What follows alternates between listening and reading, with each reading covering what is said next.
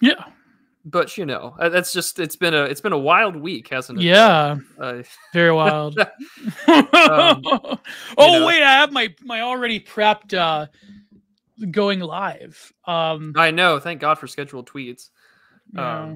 But hello, everybody. Welcome to another episode of the Digital Archipelago. We're on episode 16. I hope that you're all doing well. Gio, how have you been this week? Sort of all right. Some personal things, but no, it's been great. I released the So episode, got a huge boost from all our friends. Saw the RIAG retweet, the BAP retweet. So yeah, after you're done listening to this, go over to my channel, and I have me and So talk about a lot of different things from 2016. I had to paywall all of the talk about the blue yellow thing, but as to be expected. But we talk about Texas history at one point. We talk about different issues on the E-Right, a bunch of different stuff. We talk about his spicy tweets about what would you call it, Nietzschean vitalism versus the religious right, and where the religious right failed. So yeah, it was a really great talk. Sosa is a great good friend of ours, and yeah, no, it's a good talk, and getting to hear the whole thing was pretty enlightening, to say the least. It's good to it's always, because Twitter's never like the really good platform to really hear someone's ideas fleshed out. I really do think this is why everyone and their mother should have a Substack. Like, if you're going to put your thoughts out, threads aren't the way to do it. There are a few people that can do it masterfully, but I think that long form content is where it's kind of going, I think, these days, because Twitter is a good place to catch up on friends, but it seems to just be a drama fest these days. And that's the real horror, is waking up and finding out your account's suspended. Yeah, exactly. Just knock on wood. I recently patched 25K. So I have that going for me. And hopefully now that our man, our guy, Elon, he's not our guy, but it's the best we're going to get in this world. Now that he's moving in on Friday, tomorrow. So listen, you guys just have to hold on till tomorrow, and you'll be good. No, I'm kidding. I think they will probably lax moderation. I think that they have to get rid of permanent suspensions. And hopefully he does basically fire everyone like Vince McMahon. Let's do the voice. Let me do the voice. You're fired. I remember he said that to Eric Bischoff. That was incredible. That was around 2003. But yeah, no, hopefully Elon, he says namaste and he clears them all out, and that'll be great. I mean, I probably predict that moderation might be laxed to an extent. I don't think that they could you need transparent rules. That's the problem. You need to stop nuking people for no reason.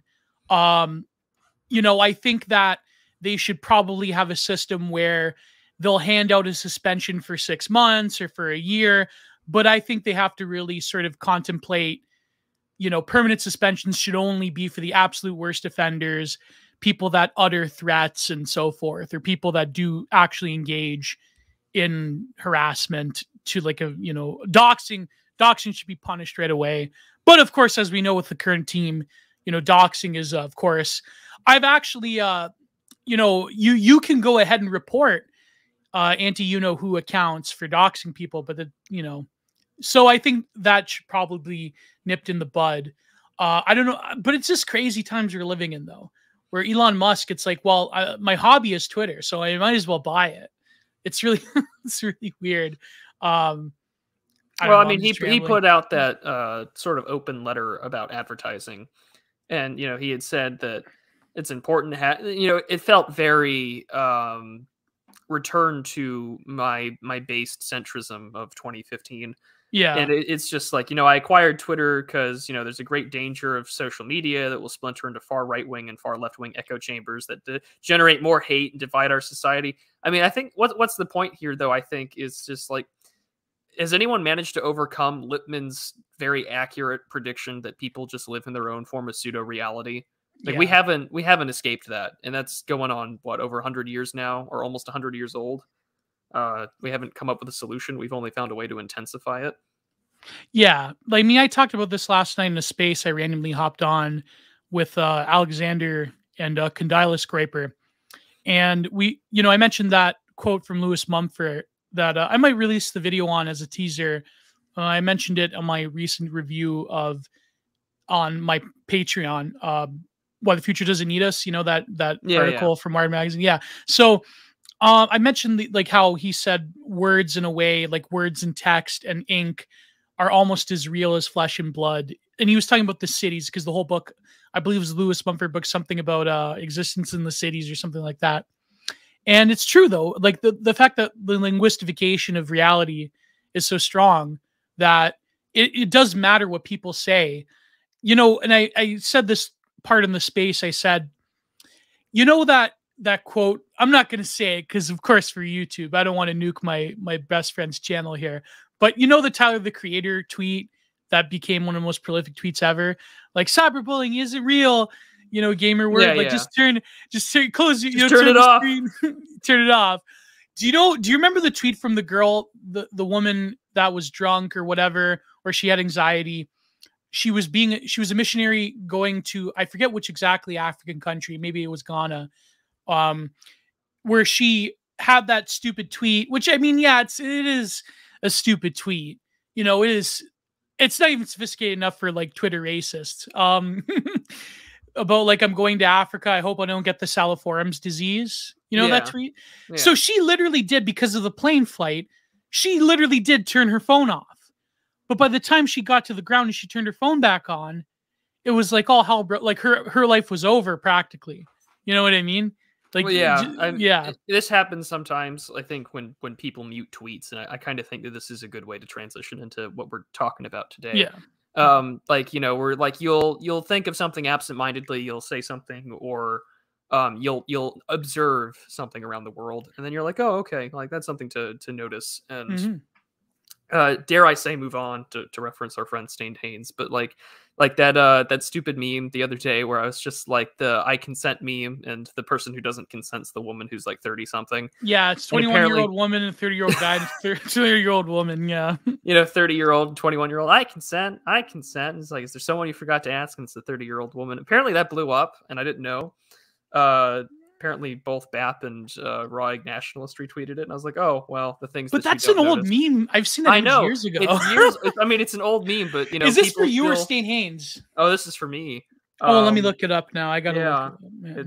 It's that dumb, who you forget to ask, but that comes into mind because I think everything is just so, we live in a very hyper real state of things, and I think people really do have a difficult time with what constitutes real and what doesn't. And I mean, that's the big struggle out of all of us nowadays. It's just like, people lose track of their reality very quickly. And it's even more terrifying when you're looking at articles about the risk of early onset schizophrenia from increased social media usage. And it's like, oh, we're literally engaging. And this is the real horrifying thing. Here's the man-made horrors beyond your comprehension. Is that at every major social media company, whether it's Meta, whether it's Twitter, whether it's Meta's just Instagram as well, but all these guys have a bunch of behavioral psychology, neurochemical people. I mean, people that work in like hardcore, very niche neurology fields that try to make and game the system to make it as addictive as humanly possible. And it's just like, so we're now playing with a gamified system that wants your attention at all times, that increases the risk of you developing very real degenerative mental disorders much earlier in life. Like there's your sort of like look back and wonder, well, why did the ancients, have like all these lead lined, tubes and things? It's like, well, why were these people, engaging on platforms that were literally causing schizophrenia and dementia? Why?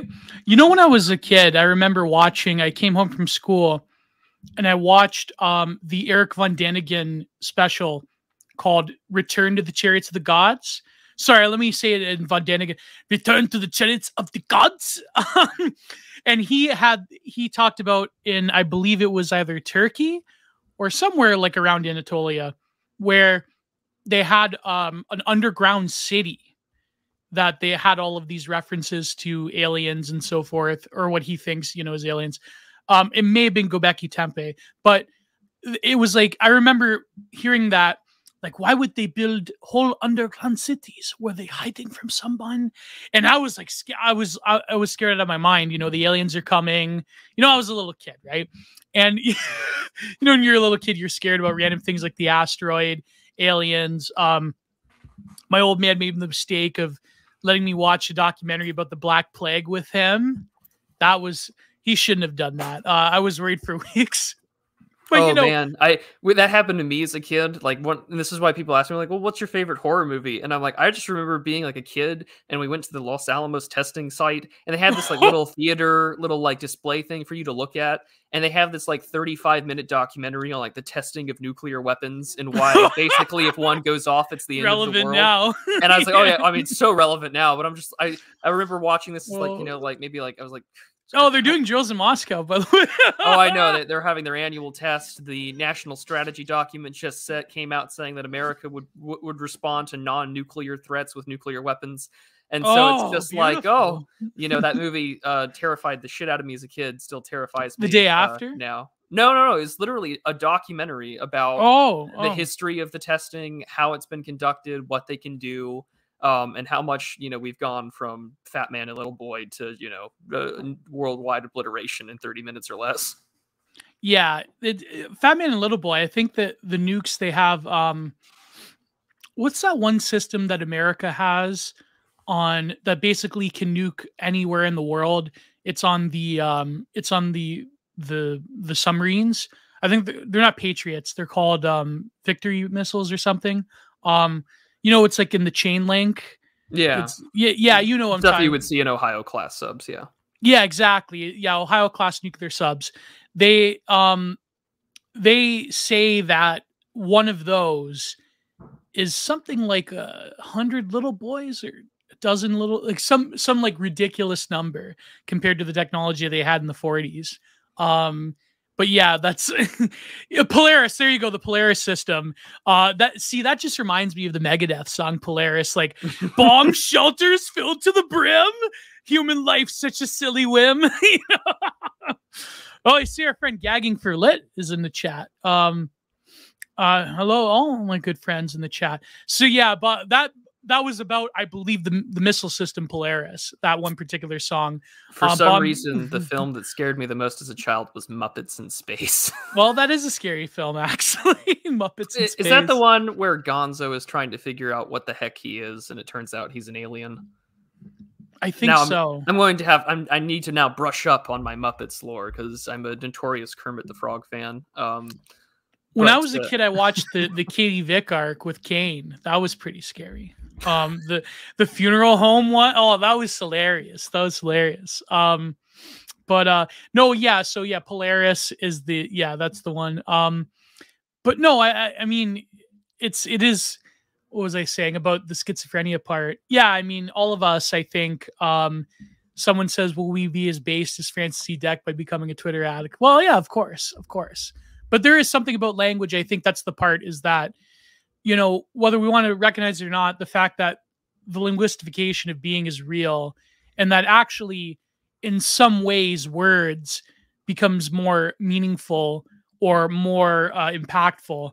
Another point I was making on that space was that when it comes to the real world, we realize that the IRL world, especially after the past 2 years, because of what we know, I can't say on YouTube still, the past 2 years, the mass biosecurity state of exception, the real world is becoming more, I think, distant and colder and more regulated. You can't exactly, unless you're part of, certain protected groups that can, do violence at whim. I think that when it comes to everyday interaction, in a way, internet life, in terms of how you express yourself, in terms of how you can be a part of a mob, you can say things that you wouldn't normally say. That is powerful and sufficient enough to give a sort of credence to word and image, and to an extent voice. But of course, voice, some people are even afraid of that voice, right? Whereas in real life, I don't think you could say nearly as much things to people in real life as you would on your anonymous account. I think that's just a fact. And I said this in relation to watching the Adam Curtis documentary Trauma Zone, which, I mean, I have my criticisms of. I think at the end he, like, you know, he had to propagate. It's produced by the BBC, so, you know, at the end he's got to imply with our guy in the Kremlin, right? You know, when it comes to oligarchs. But yeah, but I think that, you know, when you look at the collapse of the Soviet Union, you look at really a collapse of a sort of overarching structure of the way that they lived life, of their ideals and their belief systems. I think you'll easily see that violence becomes a way of life when society goes crazy. Like, you know, babushkas throwing chairs at cops and people rioting in the streets and politicians getting into fistfights in the parliament building. It's just, it's crazy, right? But you see that when language breaks down to such a fundamental extent, when sort of common linguistic signifiers among people, I mean, I guess this is what theory sells that write for Urbanomic, they call it the, what do they call it? The semiotic collapse, the semiotic apocalypse. I know Justin Murphy talks about this. You know, it's when language breaks down, then sort of a very primitive expression of life takes hold. That violence is in fact in the background, hovering in the background. I think Kondylis also had a similar point, or he was getting it from someone else, that, you know, this sort of the animalistic aspect of being still hovers in the background. And when language breaks down, it seems that the inability to express language leads to that sort of environment, the way that there was an inability to really contextualize what was happening around them at the end years and then eventually at the fall of the Soviet Union. You know, when the wall fell, that was sort of like their meta arc collapsing in itself. And really there was no expression to what happened afterwards. Hence why nowadays people in Russia would say that, you know, maybe communism wasn't that bad because, like, really, at least you could eat in communism. At least you didn't have to, like, you know, work and not get paid for 6 or months or a year in a factory, you know, when the oligarchs, like, just systematically looted everything. But that documentary is really pertinent. I think, of course, he's making a point about, like, the blue yellow country, but I think it's pertinent because when you look at the way society could break down, if you look at archival footage of the end of the Soviet Union and what Russia was like in the 90s, I think that's probably the easiest example. It won't be some epic Thomas Cole painting. It won't be the decline and fall of the Roman Empire. It will be something similar to that. It will be total, like, lawlessness, or at least semi-controlled lawlessness. Another film, I don't know if you've ever seen this, Prude. It was a Zinni film in Britain called Under Gods. You ever heard this film? No, I haven't. Oh, amazing film. You know, it's basically like a Europe, like, on the edge of apocalypse, where there's, like, human chattel, you know what, again. And people are like, it's about this rich guy that fell through this window in a mansion trying to find his daughter, but then he goes into, like, the underworld of, like, it's, you got to watch. It's sort of like that. It's like the most realistic depiction of things getting, like, totally bad in Europe I've ever seen. So I highly recommend the film Under Gods. That's a potential future for Europe. I hate to say it. And there's, like, you know, it's like, what's interesting about those type of films is that things haven't totally collapsed yet. It's, like, on the verge of it, like, heavily class-based European society. Yeah. Anyways, I'm just rambling right now. Well, no, I think that the other thing too to keep in mind with the sort of semiotic collapse, I'll have to look more into it, but I mean, we already do live in distinctly separate worlds. I mean, this is sort of, I mean, Yarvin called it like the two-story state, but I mean, we play into these different narratives about the country on socio-religious terms, cultural, class, etc. I mean, they're all there, and we're all pointing at the same thing about decline, which is interesting, right? Because, like, if we talk to, say, the guys over that were, I mean, when the Fed Post was still the Fed Post, now it's just these people are sick. But I mean, you talk to those guys and they're far more, like, Marxist oriented than we are. But, you know, we can both paint a very similar picture of collapse or things that are clearly structurally wrong. But then the real horror is that we can point past each other and be like, well, you know, something on your side of things is what's the real cause, and they'll do the same. And, you know, we're at a point where you start speaking past each other. It's when you realize that, you know, oh, the functional myth, we can kind of all get along, kind of does raise the question where like the eternal horror, politically speaking, is that the moment where you kind of realize, oh, like Schmidt's state of exception is, you know, here for us to deal with. But the other thing too, right, is that I think that one of the reasons why I find that, to get also on the question of what scares us, is that the you know, a lot of horror films these days are kind of very schlocky, and I say that by like formulaic. They've gone very sequel oriented, and I would like to blame Paranormal Activity, because I really do think that starts off about them, you know, like, oh, everything's got to be a franchise, everything's got to be a sequel, we have to do it bigger and better and things like that. And that's always irked me. I think the last really good horror film that I watched that I really enjoyed in theaters was Don't Breathe. I don't know if you've seen that one, but I've heard it. What was that about? I've heard so of that one. He's the character, they're trying to like rob a house with this like veteran or whatever, and he's blind, so he's, you know, don't make a sound. And it was really good because it played into something that was very human. You know, it was a very different gimmick. It was like, oh, you know, you have to be very careful about, you know, about making noise, because, you know, his heightened senses and all that. But then it also shows this like really sick story underneath in the basement, where it's just like, oh, you know, this person killed my daughter in a DUI, and I've kept her chained in my basement, and I'm trying to have her like give me another kid. And there's like a scene with a turkey baster that I won't get into, but like, I was like, oh man, that's really dark, because it's just like, there we go. Here's our opportunity to have like, oh, like, you know, horror that actual human beings can do. Whereas most of the time, I think a lot of people have been trying to riff on the big bad monster, or trying to expand upon what made The Exorcist so successful. Yeah. And I don't think a lot of people have gotten successful at trying to redo what The Exorcist did, because what makes The Exorcist so horrifying isn't demonic possession. A big chunk of it, I think, is the fact for like the first 40 minutes of the film really is this mom that has no answer, and she watches helplessly as her child just loses herself to the unknown. And I think that's probably one of the bigger parts of horror that gets underappreciated, because things are just like, we don't touch on the relatable. Everything has to be the big bad spooky. Yeah, I think also with The Exorcist, I mean, there's also the Freudian interpretation is like, there's like latent preteen sexuality is probably like, you know, every horror film has sort of like a libidinal drive at the end of the day. There is something like, you know, the eternal E. Michael Jones posting.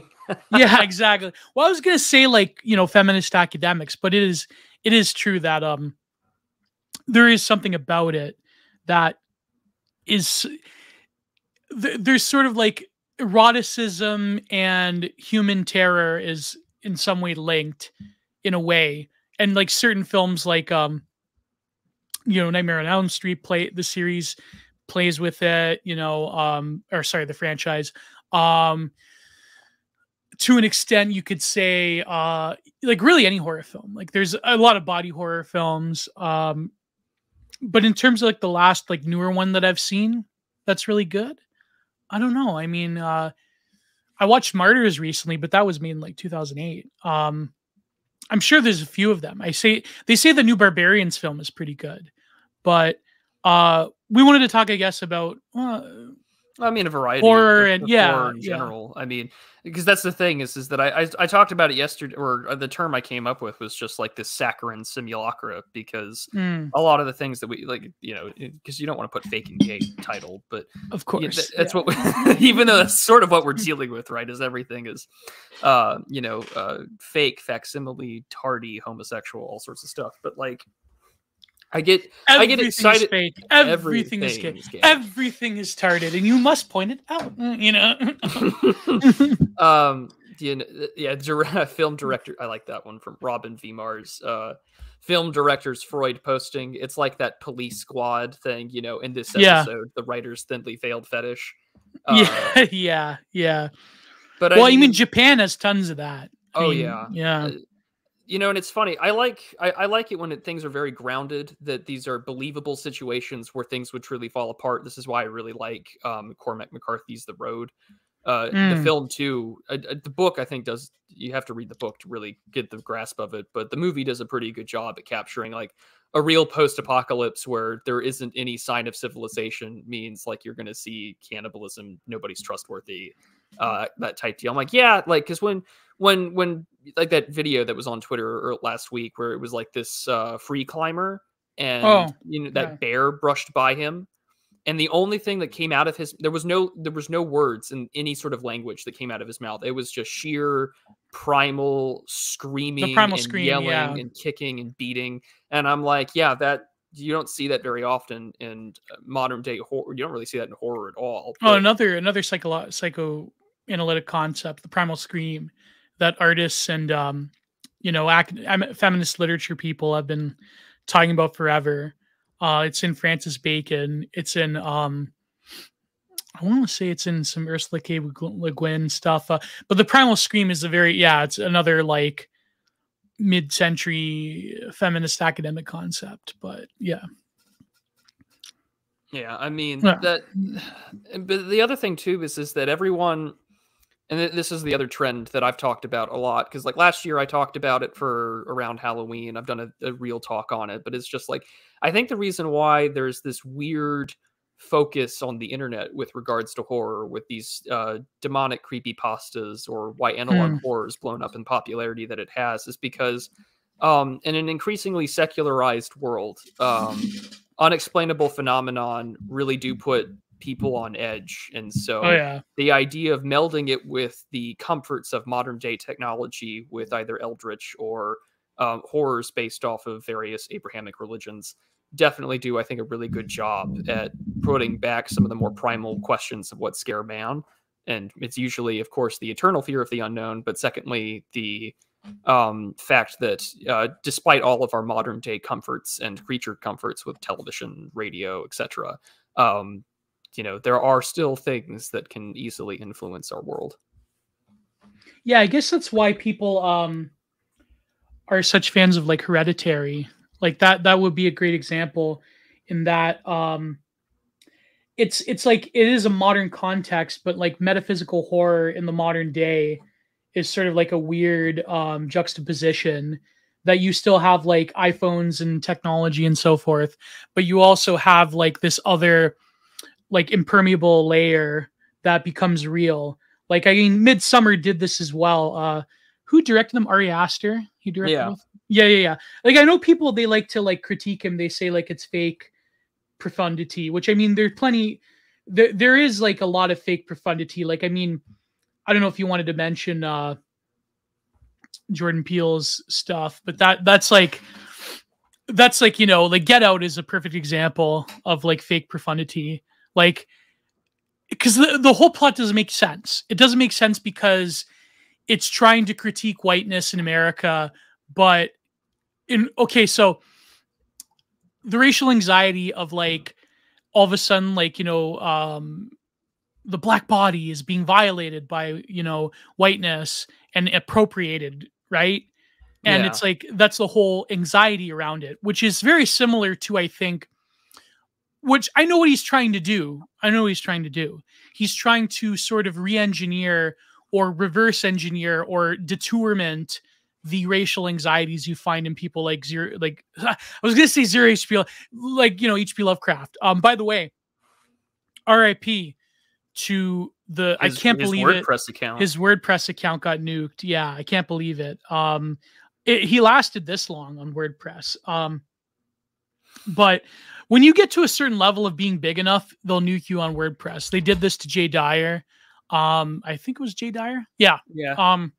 But yeah, I think but he says he's going to do it on Substack, but it's just like the sprawling links is very hard to like, recapture. But the point being is that he's Jordan Peele is trying to reverse engineer the sort of racialist anxieties that you find in people like Lovecraft. Like, Lovecraft very clearly talks about transmogrification and so forth. And I know, like, Peter Nevin said a tweet about it. I think Ace also had a talk about modern horror before we did ours. To me, when Young Republicans Club. Yeah, he's got his college Republicans, and I watched Get Out, and I was half tempted to see Nope, but I sort of relied on E:R to do it for me.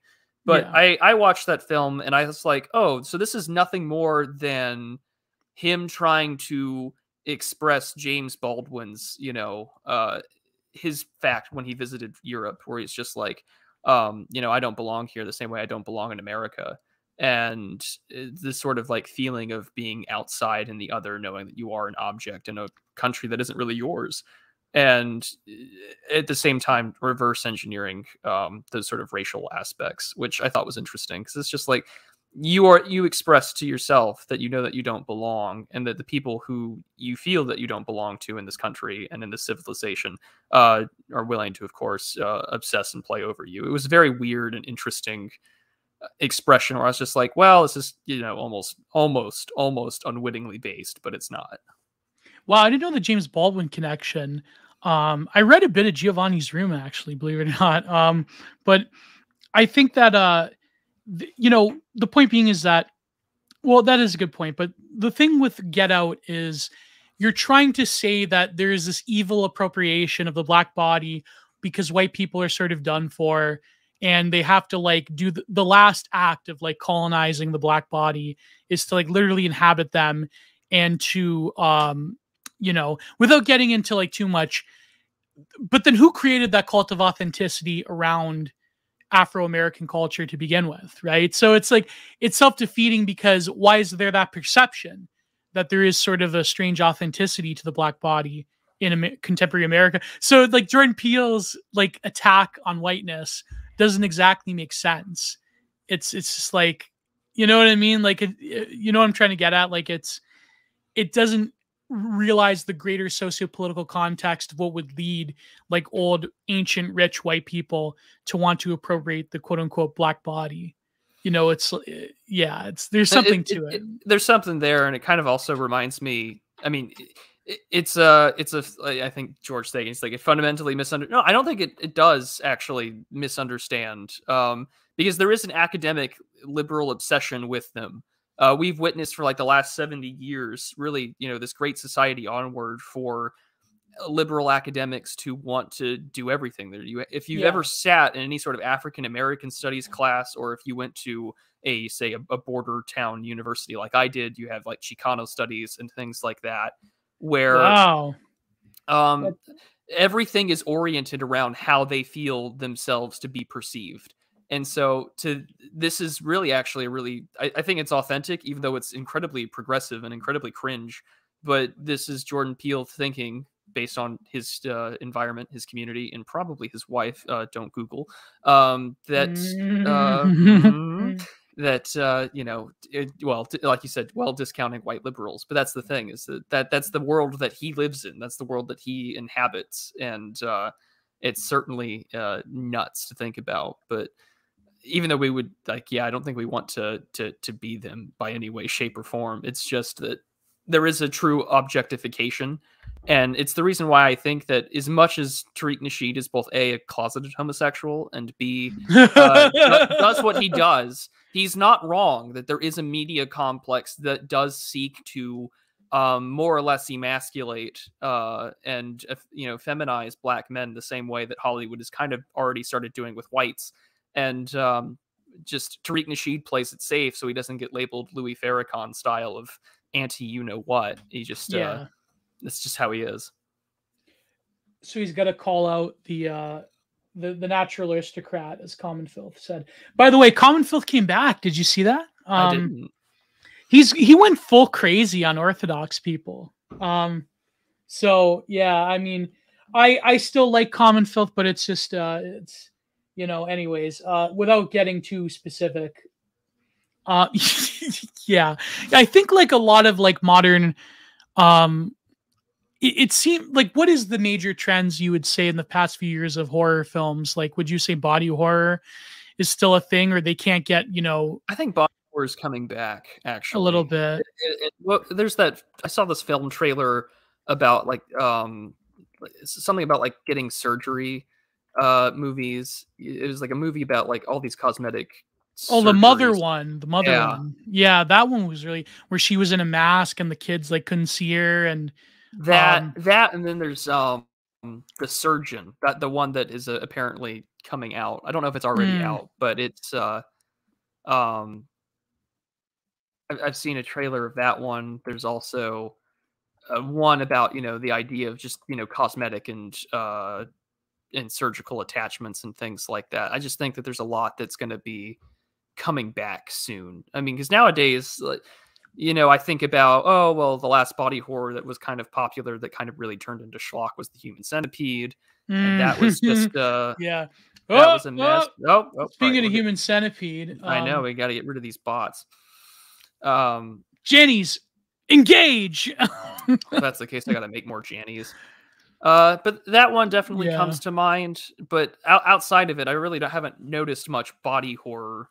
They tried. I mean, they did the Thing sort of prequel bit, which was all right.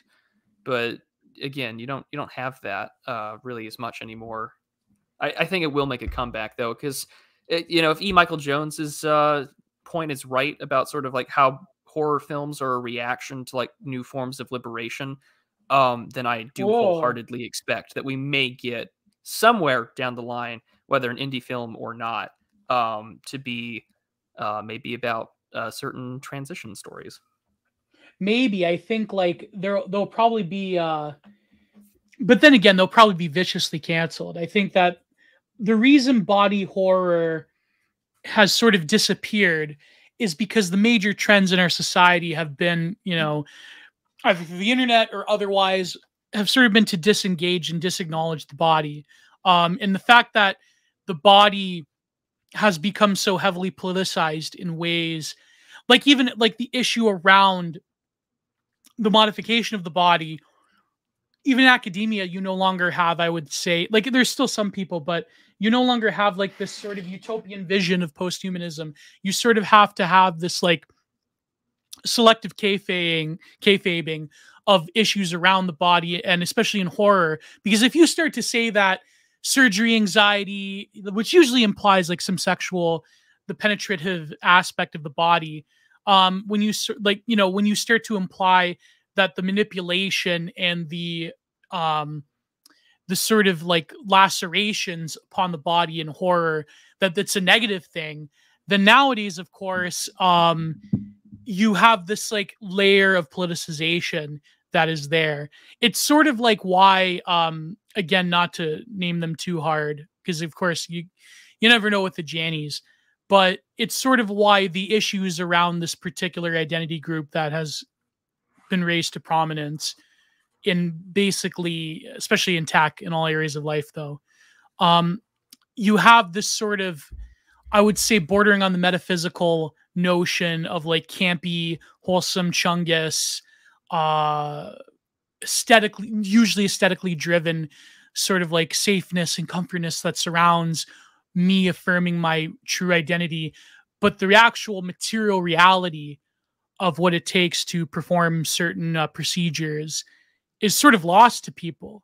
And it's not like, again, like I said this before on the stream, where it mimics the politics of that other medical procedure that is basically a sacrament to, especially the Democratic Party nowadays. I know Tucker had the recent segment on it about the Fetterman debate. You know which procedure I'm talking about. Yeah. It mimics that politics of the material reality, the demonstration of it being lost to people. And then the moment that you try to demystify it by showing people, that becomes a huge problem. It's sort of like why in even Trauma Zone, there was that one scene about the politics of that particular procedure in the Soviet Union and that woman going to get it in that particular clinic. You know what I'm talking about? Why that scene was like, wow, that's crazy. Because when you start to demystify these things, the way that, for example, Daddy Jim had the documentary on the certain procedure, when you actually show people, then it becomes a huge problem. But I think that as we introduce, that's why and I will say the word just so people like when we're referring to things like, that's why when you're talking to like abortion activists, one of the things that they will hate so much in legislation is to hear the heartbeat or to see the ultrasound bills, because that changes like what 85 to 90% of people's minds who elect to do it. and that's a big reason why they campaign against it. So that's definitely something that comes to mind. I do think that the other forms of horror that were like, this is the big issue that I always find with some dissonance about like cyberpunk dystopias. Oh yeah, yeah. It's because like, oh, cyberpunk dystopias, like, oh, all these cool bits of sexy and cool and amazing. It looks, but yeah. you know, well, it's I'm gonna be overlied just with like Decker. I'm gonna be just like Decker. but at the same time, right? Like you live in a political, but also just a machine material hellhole. Yeah, like it absolutely sucks. And but you know, everyone wants it because it looks cool in the same way that like Mad Max is epic, right? But like there's that little bit of dissonance in the back of your mind where it's just like, yeah, these things are cool, but it would probably suck ass to live there. And you know, it probably sucks that Cyberpunk 2077 was the flop that it was, because it probably could have explored that in a really good way. You know, and they don't understand it if they glorify it, which I think is a really good point. And that's something just to, I think we're going to see that get sold a lot more in the future, where like I see this on Twitter, where like the real horror aspect of it is where they embrace it.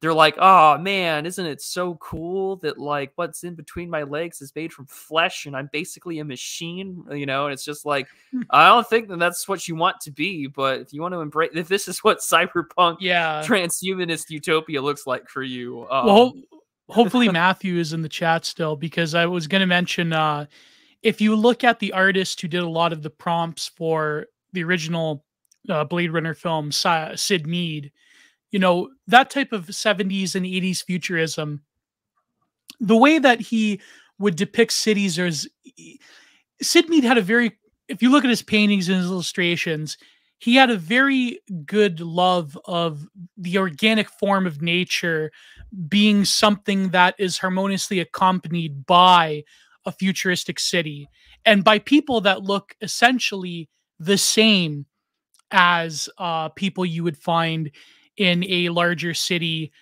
Yes, Sid Mead died, I believe, a few years ago, and RIP to a legend. The people looked fundamentally similar to very productive and healthy people in America in the 70s and 80s in large cities.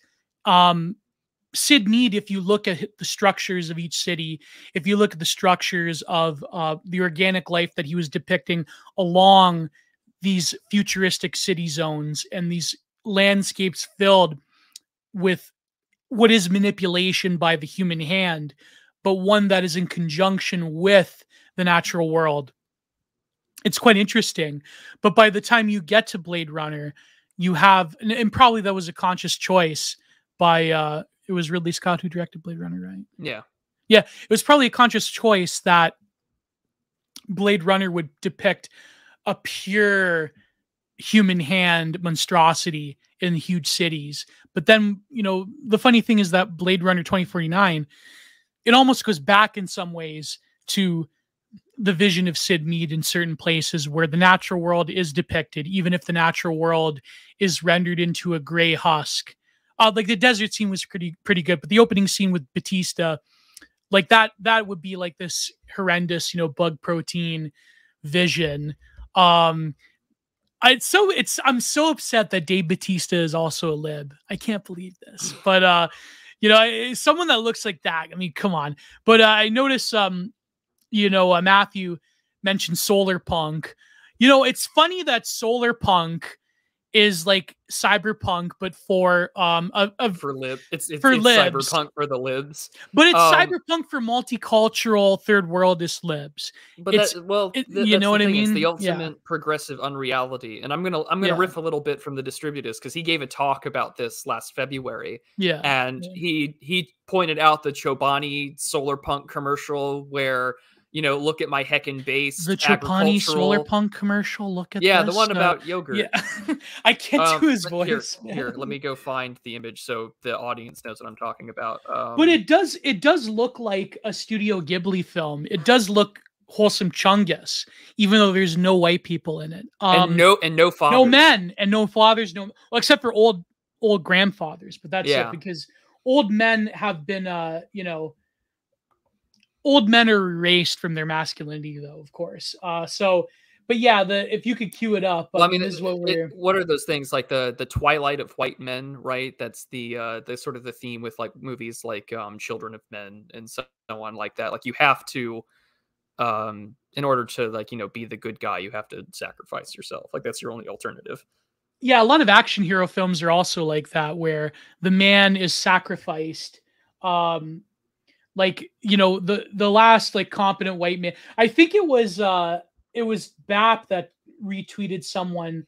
It may have been in the Marna Forums Griper that talked about how like Elysium gives right wingers this like cyberpunk dystopia that they could fight for in elitism, but really it's almost like the last like pure Faustian man is fighting for like literally literally like the global gray goo brown. Like it's I think that was the tweet. Yeah, sorry, go ahead, Prude. Sorry. Oh, well, yeah. So this is the image. You can go look up these commercials, but it's just like their progressive, utopia. That their idea of the future is also just equally as dissident, with dissonance and unreality as say, like people who like glorify the cyberpunk one. This one just gives you this is the world I would want to live in, and this is everything that I want to do. And it, that's also, I think, for someone had said earlier in the chat, I think it was Vingel or Jacob that had said, the real, horror for right wingers is reality, because this is this is the projection of what we're on course to look at, and it's just like, oh yeah, here's this little donations bit. There's this like kind of Studio Ghibli-esque style city in the background. It's just like, but there's, but you're not in it, shit libs, you're not in it. Yeah, exactly. You're going to be replaced by the by the girl boss racially ambiguous hordes. And like I think the fact that Chobani commercial went viral was quite interesting. But then of course you have like the ironist takes on it, like, well, actually that's pretty cool. Like it's first of all, it's unrealistic. Like you would have to rely on nuclear or some kind of other mass the energy forbidden forms of sources of energy. Yeah, listen, I'm against nuclear because it's literally demonic, but not because it would save the world or not. But you know how I got that? I got it from reading a schizo thread by Helios. That's what made me argue once with Keith Woods in the DMs about nuclear. My takes have not been informed by the visions of cryptic dreams, but by schizo posters on Twitter.com. Where did you get this from? It was literally came from a dream. But no, it's well, I don't know if I think like there's something. If you're an Orthodox person, you could say that it's demonic because it tries to recreate the artificial. It tries to artificially recreate the uncreated light, and that surrounds Christ in the Dormition. So that is why it's demonic, because it's literally the uncreated light, or it's humans trying to enact the uncreated light. So yeah, it's been quite a while since I posted anti-nuclear takes, because of course I get ratioed on Twitter every single time. So that's why I don't tend to talk about this as much. But I don't know, man. I'm still on the fence of nuclear, though. In all honesty, it does scare me, though. I hate to say it. It does scare me. So how long have you had these opinions since Twitter thread read this morning? Yeah, it's true. But that was like many accounts ago from Helios. Yeah. Yeah, I'd argue that that's stretching the definition of the uncreated light, but maybe one of these days we'll have a thread. We'll have a stream on nuclear energy. Oh God, yeah, maybe. But the other thing though is about what I find so interesting is that especially nowadays is the. Have you saw Murders though? By the way, I have not. No. Oh, okay. What I was going to get into though about body horrors is that I think a lot of aspects of body horror have left, like, there's still a visual medium. Obviously, it's not. Like body horror has not become a thing that has been, we're worried about what could change or whatnot. It's more or less of, well, we've embraced it, especially in the political zeitgeist today. But the places where I do see the last bit of body horror is in video games. Yeah. And I don't want to open up the whole are video games art debate, but maybe we can. Yet like I recently watched a playthrough of the video game Scorn, which I don't know if you've seen or have heard of, I but think I've heard of the name Scorn, but maybe let me look it up actually. yeah, let me see if I can find a picture that You know what's is not funny? as grody. I was watching old videos of Helsing for what was it? Helsing 620 320 or Yeah. yeah. It's I realized that I'm basically just like Helsing, but only a theory cell. So I mean, R.I.P. to did you know he died? He died. I I did can't not. believe it. Yeah, he died of hernia, complications from it or something. Wow. He was only like 35 or something like that. But Well, here's a team image of the game, but Biopunk. yeah, a little bit of biopunk in Whoa. this sort of dystopic system where you're also killing things to make, you know, gates and things opening up and stuff like that. I really do want to play it though for sure because Yeah. after I watched a little bit of these playthroughs, I didn't get to the end. I stopped myself because I do want to enjoy it. It looks like the kind of thing that you would see out of old style body horror or Like H.R. Geiger, yeah. Well, yeah, H.R. Geiger definitely comes to mind, especially because the aesthetic just reeks of it. But also, what's the word I'm looking for? You also have the issue though of Bikinski a little bit, but no. well, there's I was thinking about it's other very movies, alien-like. you know, like what's horrifying, for instance, like is the Blob because the special effects are so well done of this thing just literally dissolving and eating people. That's your D&D style gelatinous blob that can kill you very quickly. Oh man. And that, The Fly, or other sort of body horror, The Thing, Pandorum especially is kind of like Pandorum, body horror, yeah. Yeah. you know, and those things are I just don't see them anymore. And instead, it's all these like formulaic jump scares, or we're going to reboot another thing. I mean, for God's sakes, how many Halloween movies are we going to make? Oh, I know every that this year. one is finally every year this one, but you know, it's apparently they finally ended it with Halloween Ends. So there you go. When I was a kid, I like there was a phase where I just kept renting like every Halloween film, like at Jumbo Video. And I'm like, I don't know why now that I think about it. Like this is many years ago. People don't even remember Jumbo Video. But it was a rival to Blockbuster.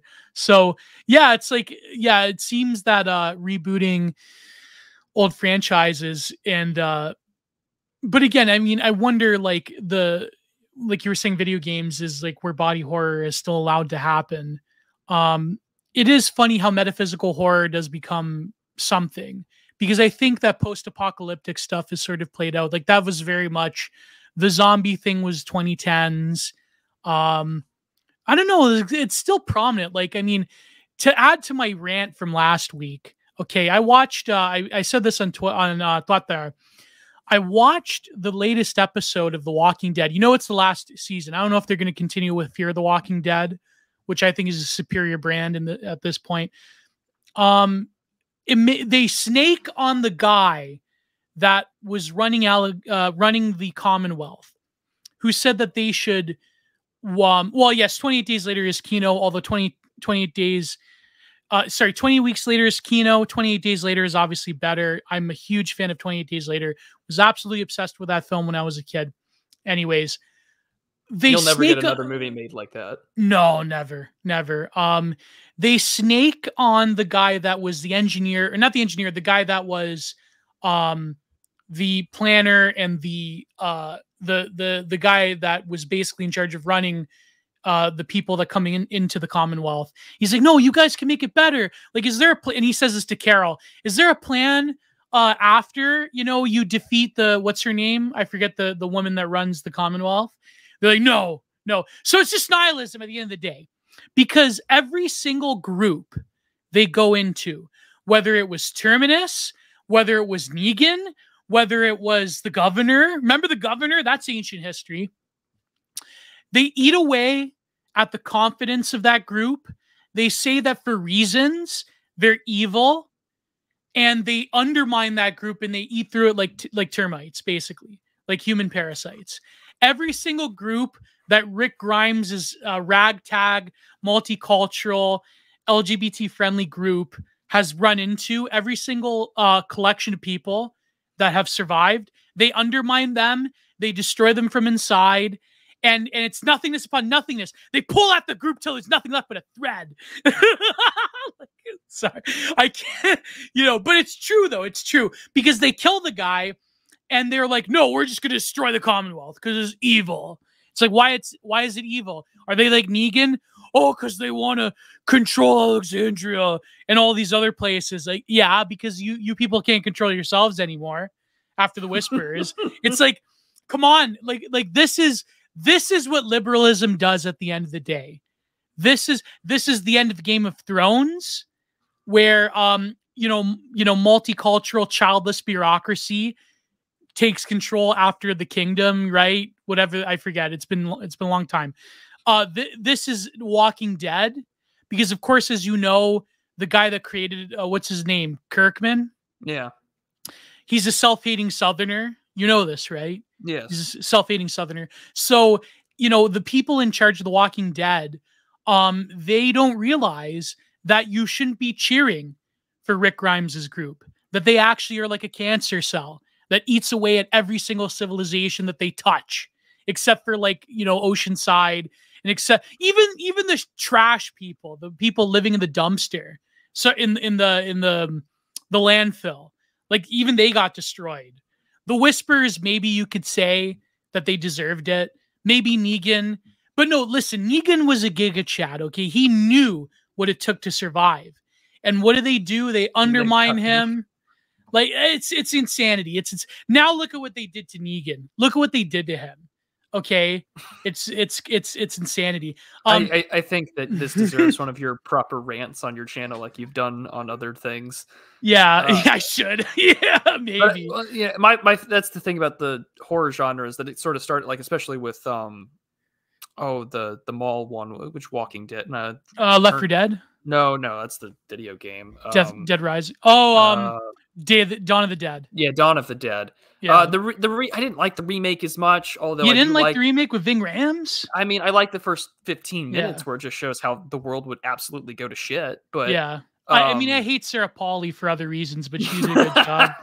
She got her teeth knocked in at an anti-Mike Harris protest many years ago in Ontario.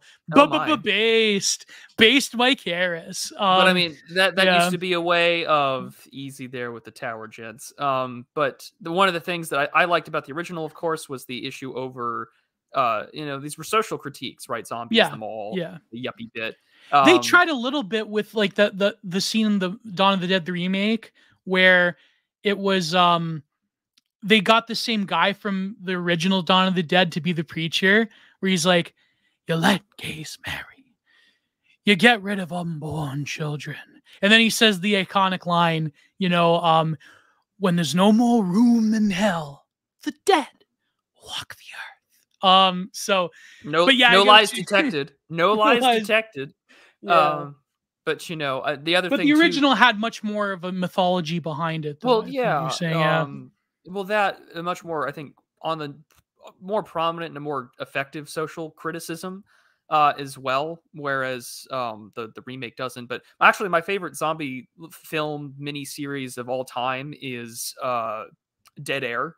I don't know if you've seen this, but this was... I think I've heard of Dead Air. Yeah. So it was basically a Channel 4 little mini-series. That one.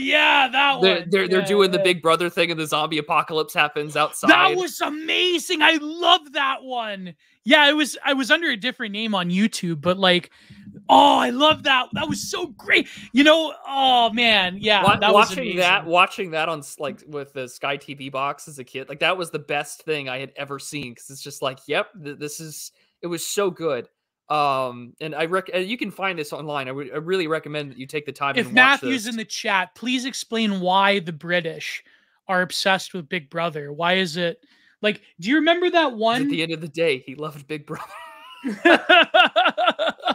Do you remember that one? She became a national icon because she was dying of breast cancer.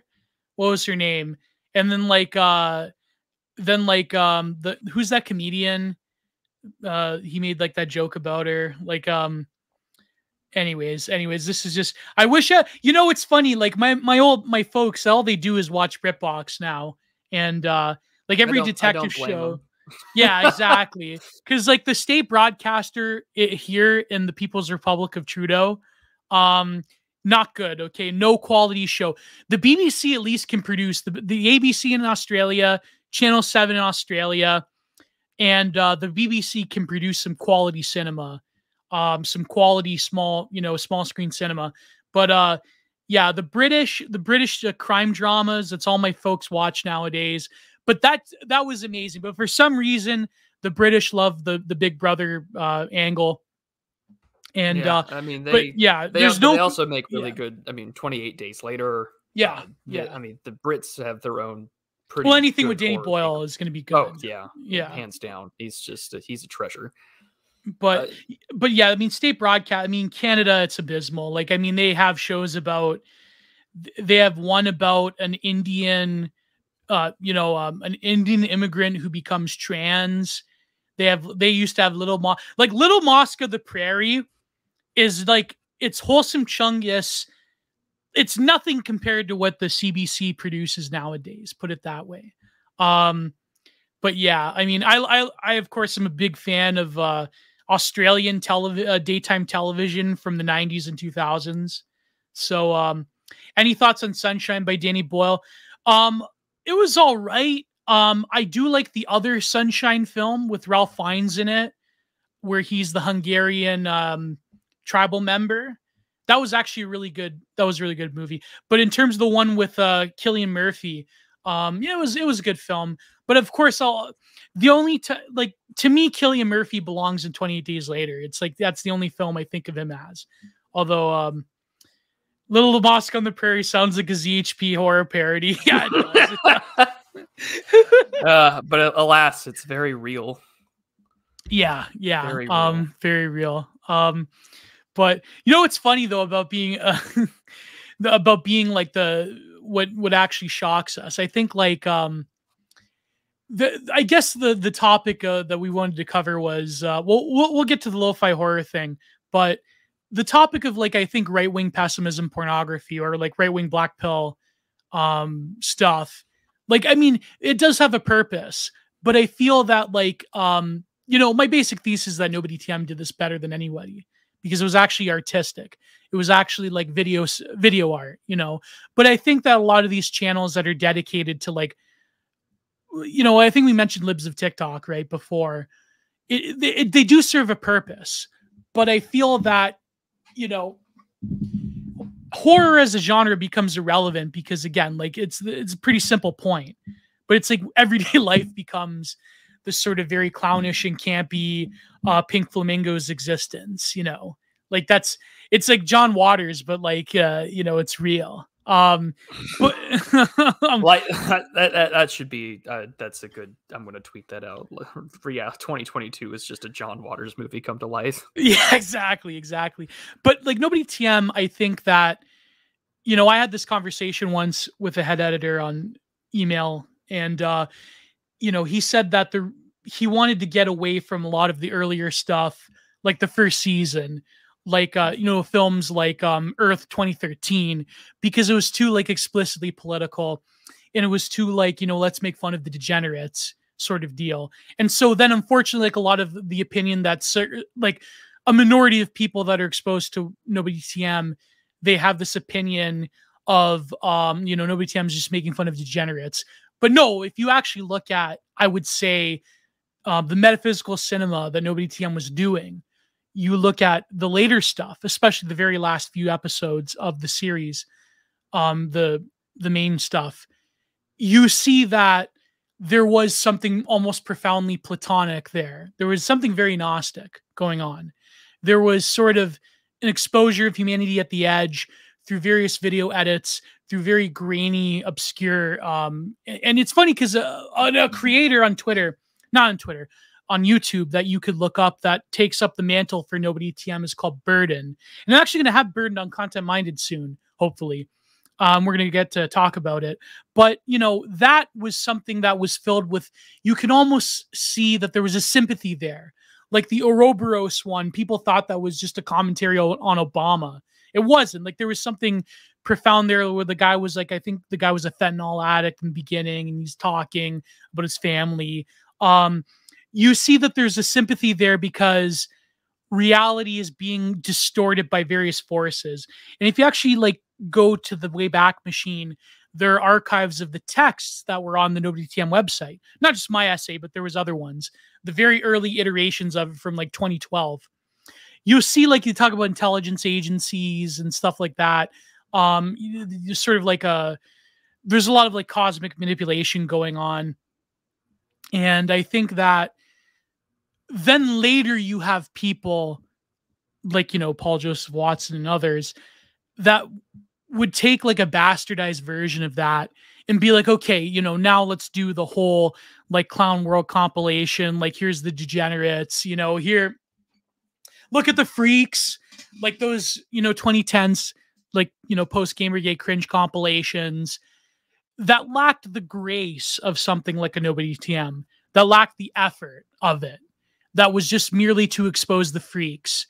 And I think that a lot of the problem is that, yeah, exactly. Bra moment. You have an amazing point there. And by the way, sneed those super chats, even though it's Prudentialist chat. I'm not going to be a bastard, okay? Like, please, the real horror is not giving us super chats. That is the real horror. But yeah, look at how crazy these libs are. Daily doomer content is tedious to me. It accomplishes nothing in the grand scheme of things. Like, that's the biggest mistake I think we made in like the 2015, 2016 era of politics on the internet. Yes. Because like I remember infamously that Steven Crowder, Milo, and one other person that came on. Where they had that little talk, and you had that morbidly obese ham beast like flapping her arms, and the bingo wings were very noticeable. Trigglypuff? Yeah, that one. No free speeches and hate speech. Yeah. And they made that a and it, everyone made that a meme, and it still is to this day. You can find it in edits everywhere.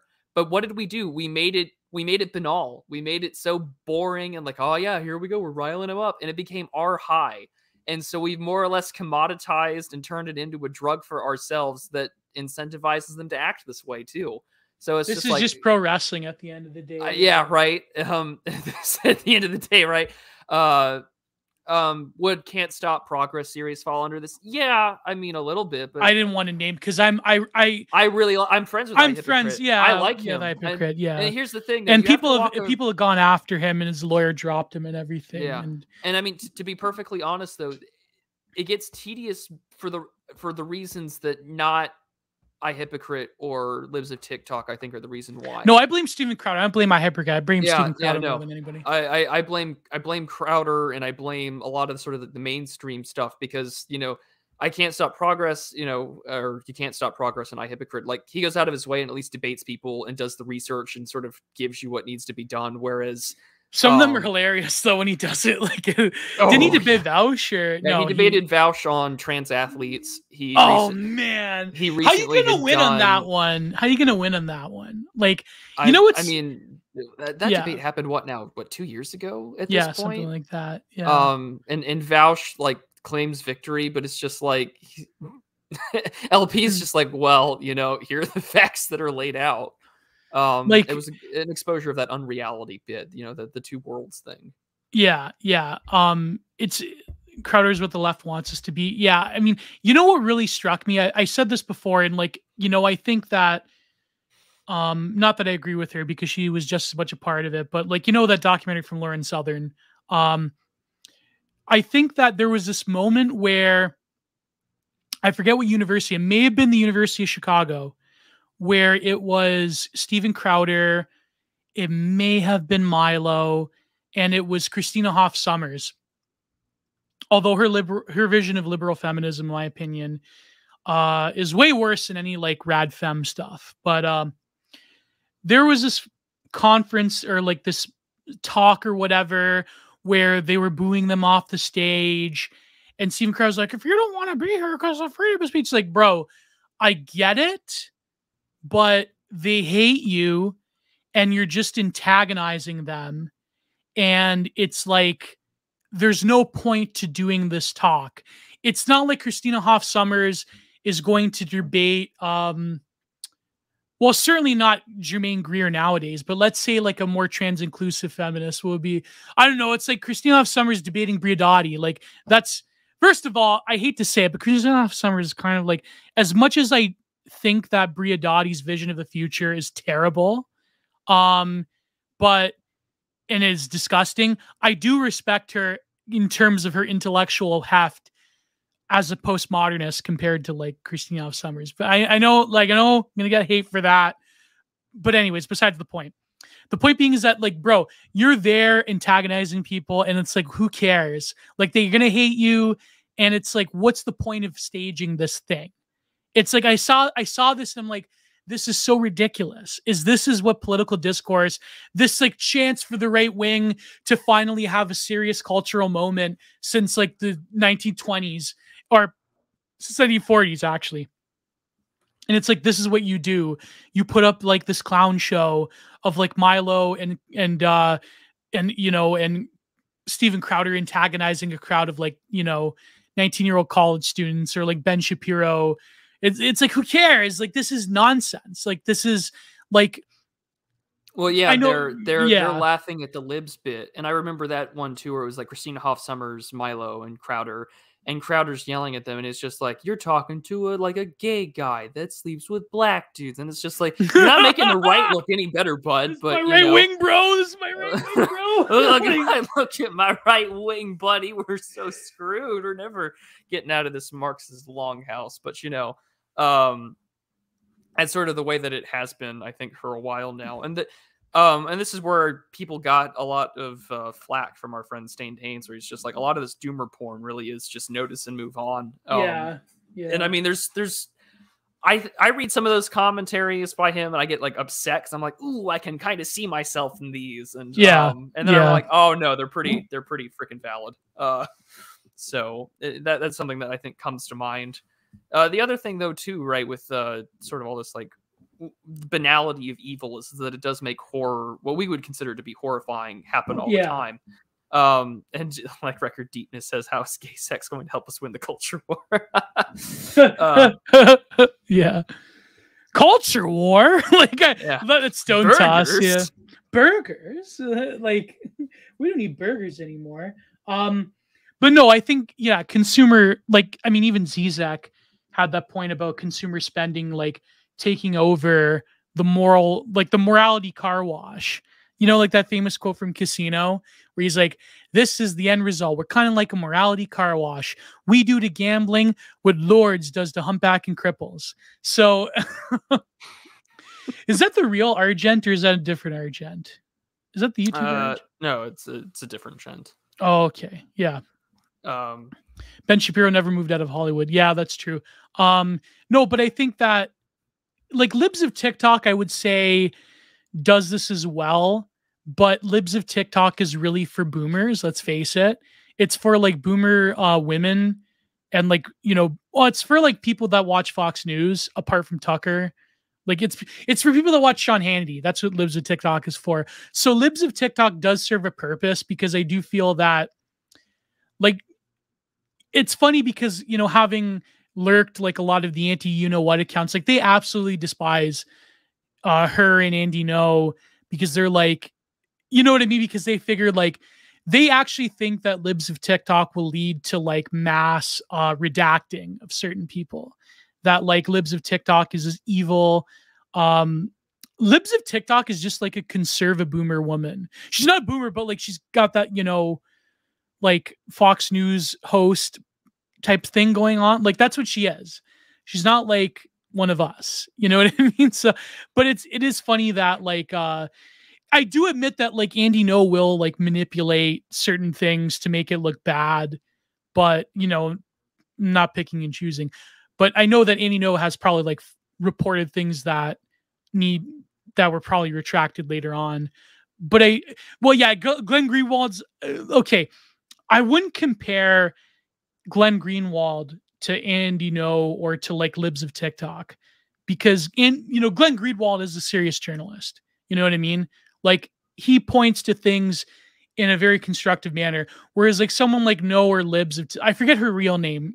She's got a very confusing name. I couldn't tell you. I think it's her last name is like Reichak or something. She's a Orthodox Jewish woman living in New York. She's a real estate person.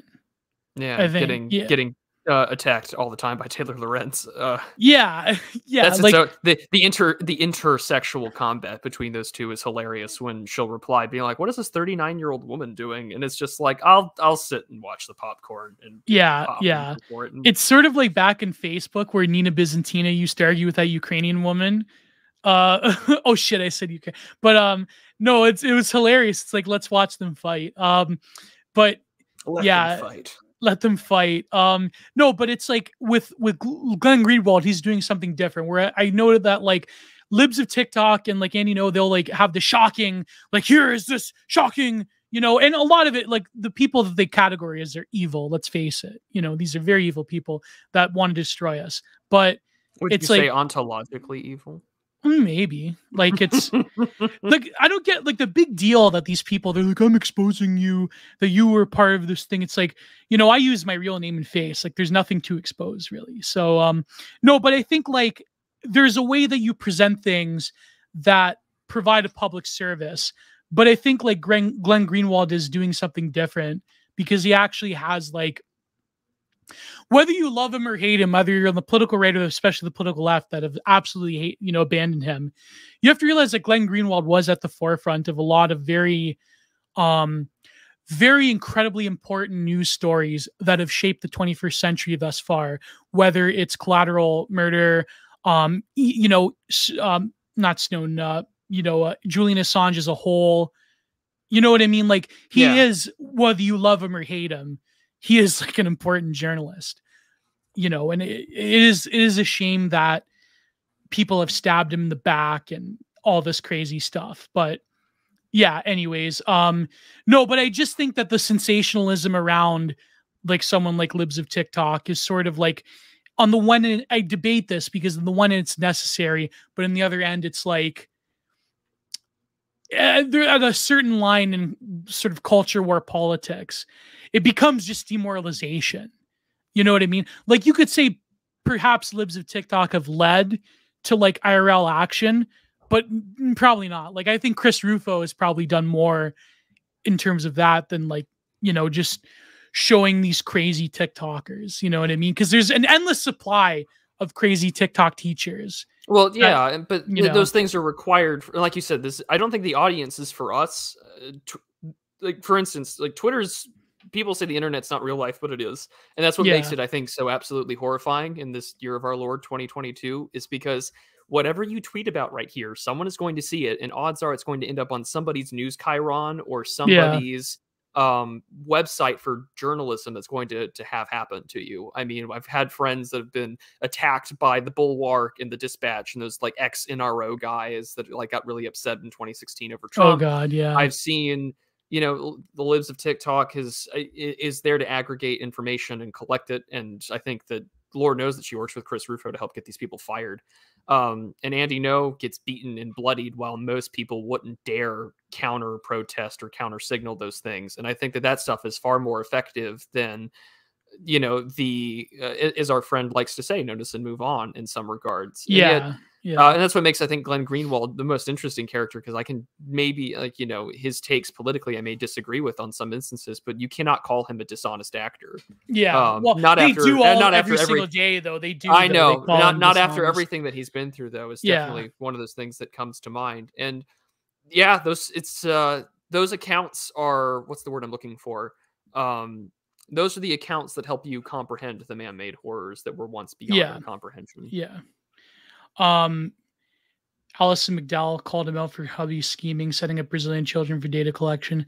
Yeah, the Brazilian children thing. I don't know enough about that, but yeah, I don't know. I do respect Glenn Greenwald, and you're right. It is like what Andy does, like, the fact that people like literally want to redact Andy for what he's done is quite something. But it is funny. It is funny how these network things work. But there is a level, I mean, fishy frenzy, I probably agree. Like there is a level of masochism involved, but I think that's ultimately that, like, I'm this fearless, getting beat up in the streets. It's like, I appreciate his work. It's just that, again, my whole point is that the masochism around a lot of these spectacles that has really come from the 2010s culture war of the alt-right in particular. Not even like, yes, the alt-right going to these like rallies and whatever. Like the spectacle around all of these things, I think, has been proven to be unproductive. Not criticizing individual people.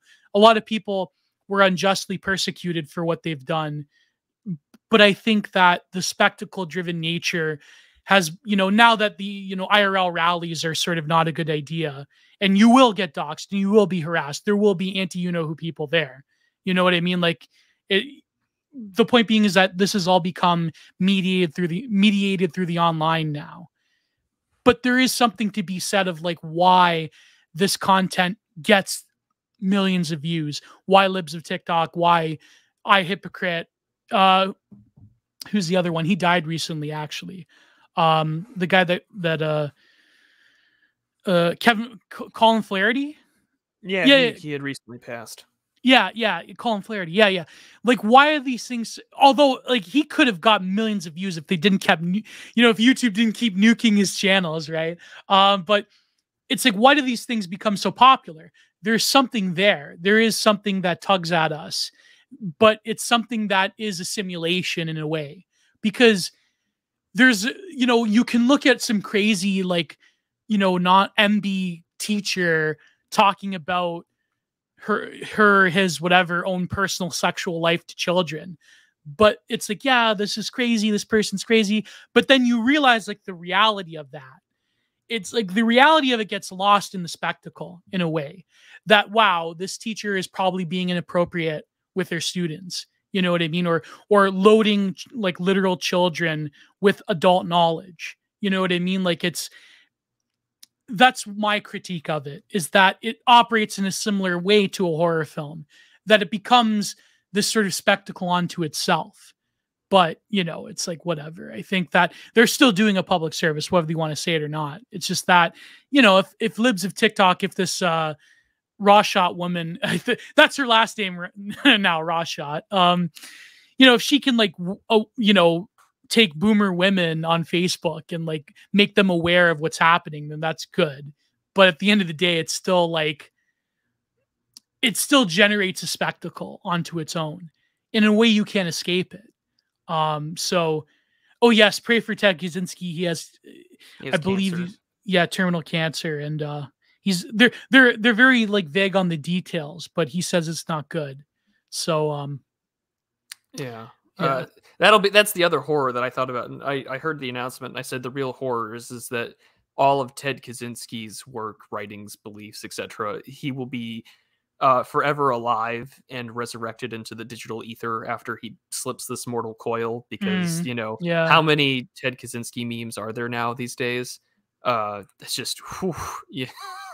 I think that's the kind of horror that I think about as body horror nowadays. That's digital. It's that we have, and it overlaps with politics as well, because they had the Parkland thing where they had the last election, they had a hologram sort of deep fake of their deceased child. Besides that, and it's just, and now they've had another article where it was just like, oh yeah, we have like AI learning thing to where people will record answers to questions and it'll help, give answers to your loved ones. And you can talk to the, the grieving people while you're dead in your coffin through this like speaker where you can ask questions. And it's just, to me, that's horrifying because I feel like that's going to be what comes next, is you can live quasi immortally on the internet after you're gone. And to me, that's what's really, no death, no pain, no struggle, but no body horror, no death, no pain, no struggle. Yeah. Well, I mean, Martyrs was kind of like that, but it was like to transcend suffering and death. But it is. It is necromancy with extra steps, Cody. That's the thing. It's just like you can answer yourself, you can scan yourself, and this is the thing that I think that they were trying to do in that one. What was it like after that movie with Johnny Depp and trying like AI integration stuff? Oh, transhumanance. Yeah, transhuman. Yeah, something like that. Yeah. And it's just that's what we're dealing with in terms of today's horror, because the future doesn't need you, as the article that you've been covering. Yeah. And that's the other question that we do have to ask, is do people actually want this? And I would say there's a there's a statistically significant population that probably does, because Yeah. I think about what happened at the beginning of 2020 with the wonderful Chinese delicacy that we had to deal with for the last several years, and we will forever. Is that Transcendence is the name? Thank you, Phoenix. Is that we went through all of these measures and people went for, with them, regardless of what the consequences may be. Yeah. Was that, because people are so afraid of death.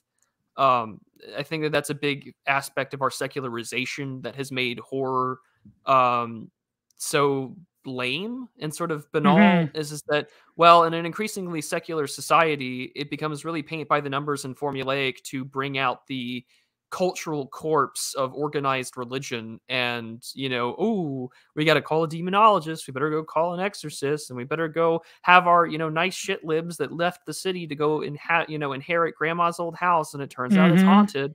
And somehow our nice suburban shit libs know how to handle these extra demonic forces of Satan better than the priests do at the end of the film. And it's just which film is this? What? This has become a trend that this is why I find horror so formulaic. Well, I know Stephen King originated this with films like Mist. Books like The Mist, where it's that old, the religious woman is evil sort of deal. It's, you know what I mean? It's or they did that horror movie recently with Karen. Oh, that one. That's amazing. Yeah, it's amazing. But it's but I think that it is crazy how metaphysical horror comes into play now, but it has to be usually of a sufficiently pagan past. I bring up Martyrs again because that was one of the films that had an explicitly Christian version of pietà and suffering. You know what I mean? I think that nowadays it's the lib living out their fantasy in horror films. It's kind of strange in a way. There is, I'm trying to think of an example. I mean, yeah, the Karen one is something. A lot of social media driven films that have their horror films, the one where they're all online. Yeah, that was insanity. But yeah, godless materialistic millennials will be spending their final moments uploading voice samples so they can be immortalized to an unvisited cloud storage site.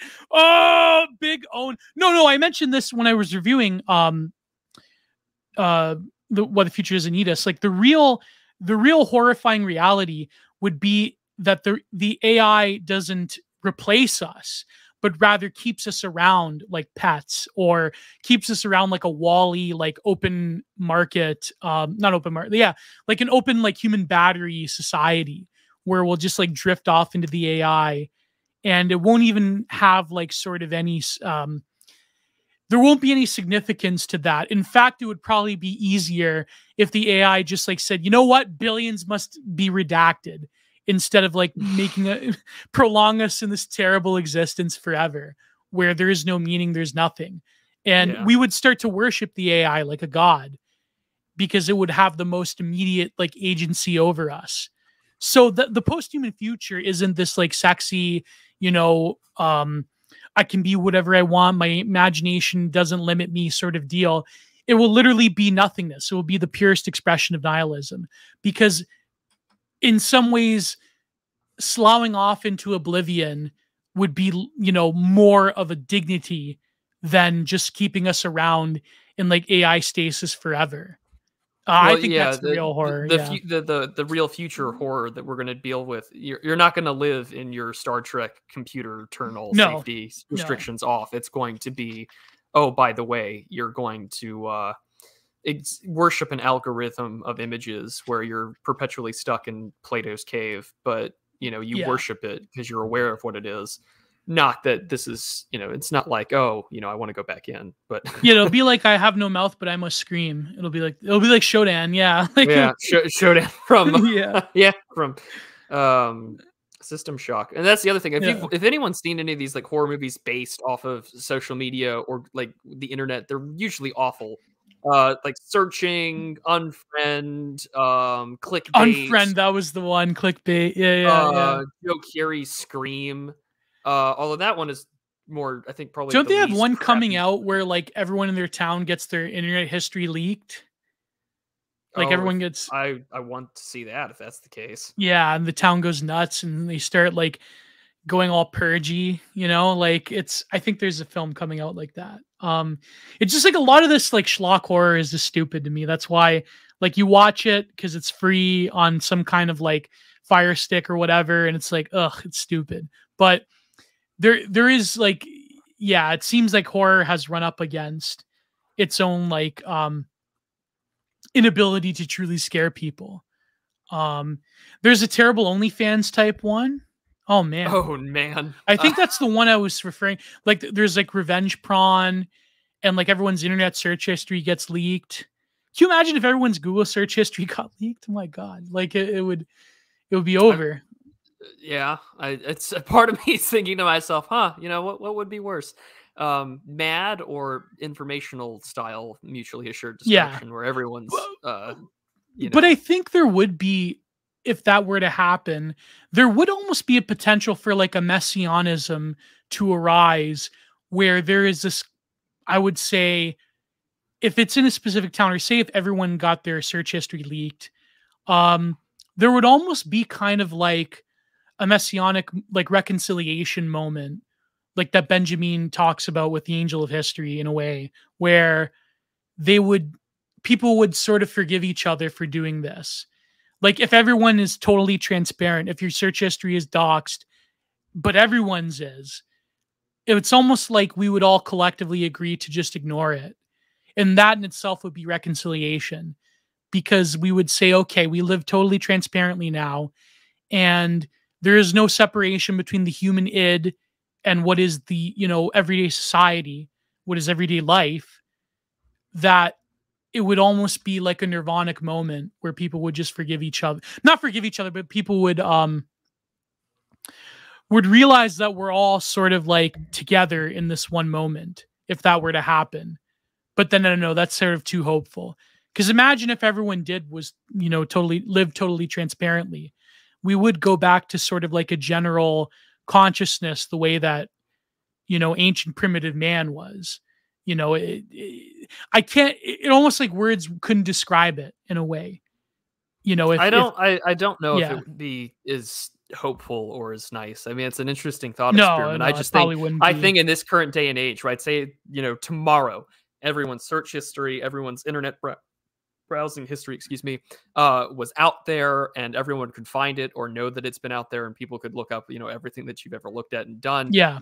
I mean, one, what an interesting way of creating the final judgment right on Earth, where everything is laid The bare on the final internet. rapture. You know, Yeah.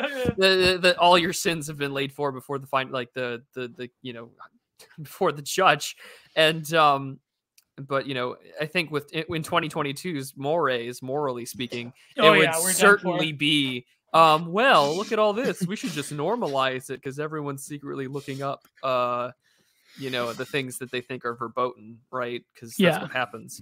Or like people, it wouldn't it would be like well, the sexual things comes to mind, but like deviancy, but it wouldn't even be that. It would be like well, first of all, everyone would get doxxed who like runs like racist anonymous accounts. Like that would be, you would be done for. But then it's like people would but then people would get all canceled collectively for transgressions. That it kind of would be like the rapture. It would be like the laying bare of all sins. Cyber left behind. Oh my god. Yeah. Cyber left behind. What a series left behind. I read those as a kid. You know, like probably like when I was like 10, 11, 12 years old, every time that we would visit my grandparents' house, because she's sort of like a very fundamentalist Southern Baptist. And yeah, all those Larry B. Jenkins books. And so like when you don't like, because when you're that young and they still have like dial-up internet because we live out in the boonies, it's just like, well, I might as well read these books and figure out what this whole rapture thing is about. And that's a Wow. wild, the books are a wild ride to say the least. But yeah, I mean, imagine, right? Like Left Behind novels of the good sinless people who, you know, don't have a naughty search history, or, you know, they're taken away. They get to live a normal life. The rest of you are left behind. 16 books religion. Have to deal with, like, you know, the tribulation of knowing that all your shit's out there with everybody else. It's kind of funny. The second one, Tribulation Force, continuing drama of those left behind. Left Behind is a story of the end times, contemporary era, which is true believers in Christ have been raptured. Oh, is that where they get the movie where they're all like in the aircraft with Nick Cage? Yeah. According to James Bealow, based on a dispensationalist interpretation. Oh yeah, that's where they get that term. That's where Charles Manson got it. The dispenser of life and death. United Nations promising to restore peace and stability to all nations. What most of the world does not realize is that Carpathia is actually the Antichrist foretold in the Bible. Nikolai Jetty Carpathia. Man, so that's the Antichrist. It's a wild ride. Yeah. Man, if you want to read and go through these, or just like peruse them, that could make its own stream in itself, because those are some interesting sort of non-denominational evangelical eschatology fiction. Yeah. I think the film, the series The Dead Zone, was also based on that too. There's a similar character. But that was a great series, by the way. Like, you know, cheap, you know, mid 2000s series. But no, that's crazy. Like that's such a like that's such like an American evangelical like take on the rapture. Like, oh my God. But no, it would be like a digital rapture. It would be. Now I just think of like the Slipknot song Left Behind, like the opening, like the dirty guitar work. I think Jim Root did the intro to that one. Yeah, as in Slovakia and Romania. Well, we'll see what happens with Romania. There is anyways, never mind. We'll just talk about contemporary politics. But no, but I think like existential threat, there's another thing too. That's another concept that's become very like sexy and very you know, in vogue. Although I don't like these Reddit, you know, philosophers like Nick Bostrom, but I do think that this existential threat business has come into consciousness. I know the whole discourse around the blue yellow country, but there is something to be said that can you truly like think of something totally outside of what we know as human experience, or if life continues without us in a way like that of course is like the sort of quest for completion or totality through annihilation is always sort of a popular theme. And I think that you can even theory sell it. You know, a lot of these object-oriented ontology people talk about this. I think even Mia So talks about it as a little bit as well. Like if there can be consciousness, if there can be an awareness of the natural world without the conscious element of it, which is humanity. Like, would it look the same, or would everything look like pixels? You never know, right? Like, it's just, but when it comes to existential threat, I think like that is what makes certain horror films or certain productions interesting. Like I had this, you know, I had this article, this shorter article idea, but probably I'll just say it here right now. But we were talking about, you mentioned the Local 56? Local 58. The 58, never get the number right. The nuclear apocalypse one, where basically the federal government has this like grainy PSA from the 50s or the 60s, when like the total final apocalyptic war with the Soviet Union happens. And I believe it keeps it vague, though. It doesn't even mention the Soviet Union. It was the one where America is quote unquote overrun by its enemies. And and it's telling everyone to protect themselves. Exactly. It tells all of the American populace to sunset. Now, I thought that was a crazy idea. That was a crazy idea because we live in an age where patriotism, and here's the thing, I don't believe in like the sort of meme terminology of patriotism, because like there's a difference between nationalism and patriotism. I think that patriotism has been hijacked by the liberal regime in America to fulfill its ends. I think that gladio nationalism is also a big concern in Europe, but that's another issue. That's contemporary politics. When it comes to this idea, it's almost alien to us to feel like a live or die filiality to our nation. Because I know if Trudeau told me to redact myself, well, actually, Trudeau might tell me to redact myself because of what's happening with the healthcare system. So who knows? We'll see what happens. I make light of it, but it's true. The absolute horror stories of the Canadian healthcare system telling you to sunset yourself, government-assisted sunsetting, rather than to treat you actually like, a human being. Anyways, that's besides the point. The point being is that's how you create a post-national country very quickly. Exactly, like a literal post-national country. I joke, but it's real, man. Apparently, they're going to give it. Here's the thing. This is why Trudeau. I'm distracting myself right now, but Trudeau is going to wage a war. Oh, a G-word-eyed on true cells. There is this case that Tucker Carlson covered where the mother, this is Canadian healthcare system. This mother has a 23-year-old son who has mental health issues. Maybe I believe is autistic as well. Suffers from depression, doesn't have a GF. They're actually going to approve assistant sunsetting for this person. The Ontario government. So literally, if you are a true cell in Canada, that I guess you deserve to have government-assisted sunsetting. So that's just one crazy thing to think about. If you're depressed, if you're a NEET, if you're a true cell, then maybe the Trudeau regime will tell you that you deserve sunsetting. You won't get a government-assisted GF, but you'll get a government-assisted, clear pill. Let's call it a clear pill. So to recontextualize the pill. Clear pill. Yeah, the silent pill. But so, we laugh about it, but it truly is disgusting. I look this up. It's a real case. Even Tucker, there's a clip I retweeted on my Twitter, a Battle Beagle clip from not Battle Beagle, the Beagle, the other Beagle, that retweets the clips, the Tucker Carlson segments. Yeah. That's a real case in Canada. Look it up. Actually, I can look it up for you. This 23-year-old. The goodbye pill. The goodbye pill. 23-year-old assisted on, what? Well, and that again, this is what what scares you in the world of fake and gay is that the fake and gay are gone. And it's not like this is the thing is that things are so mask off now. This isn't like, there's some kooky conspiracy going on. It's just more like, well, no, like these people actually just publish what they say that they're going to do to you in the name of their own ideas and their desire for power. And and it's so nakedly obvious. In Canada and Australia, I think, are sort of like the two testing beds for where that stuff takes place. Oh yeah, definitely.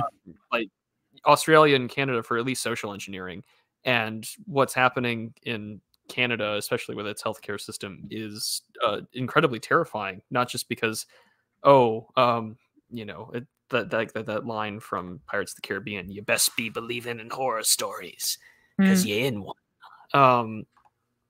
I'm trying to look it up right now. So this is from LifeSite News. 23-year-old Canadian man's assisted redacting thwarted following mother's social media campaign. So it could be false. I don't know if you could trust 100% LifeSite News in terms of like this, but you could probably trust it. I'm not saying that. LifeSite News does report a lot, but I know that because it's on LifeSite News, people will discredit it. But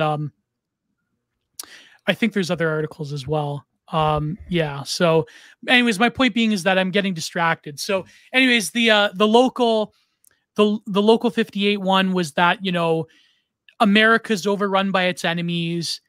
Therefore, the American population, instead of choosing to be subjugated, will have to sunset en masse, kind of like a Jonestown type of thing. But what's crazy is that what I said in the comment to that video is that, or analysis of it, is that literally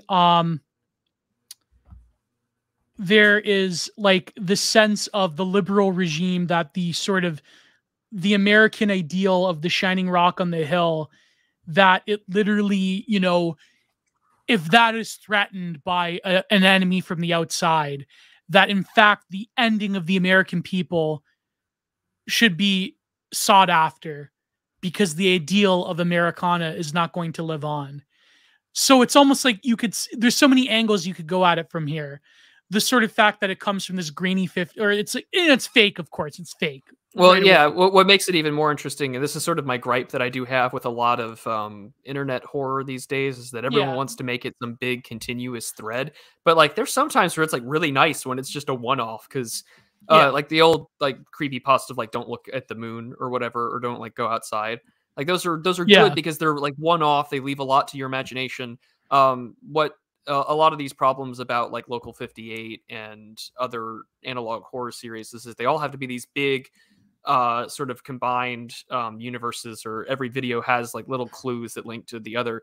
And the ones that I really like, the only person that's done it really good that actually has made a compelling narrative that makes me want to keep going, of course, is the Mandela Catalog. And whereas Local 58 is just like, like the moon is this otherworldly sort of eldritch alien god that has infiltrated the airwaves because that's the way that they can communicate, and that man using the TV and using the radio station has pierced into their method of communication. It's like that thread that was made on Twitter a while back about psychedelics that was pretty good. Who did that thread? It was Space Lions who did that thread last year about psychedelics as a window into the astral plane of like actual demons and shit.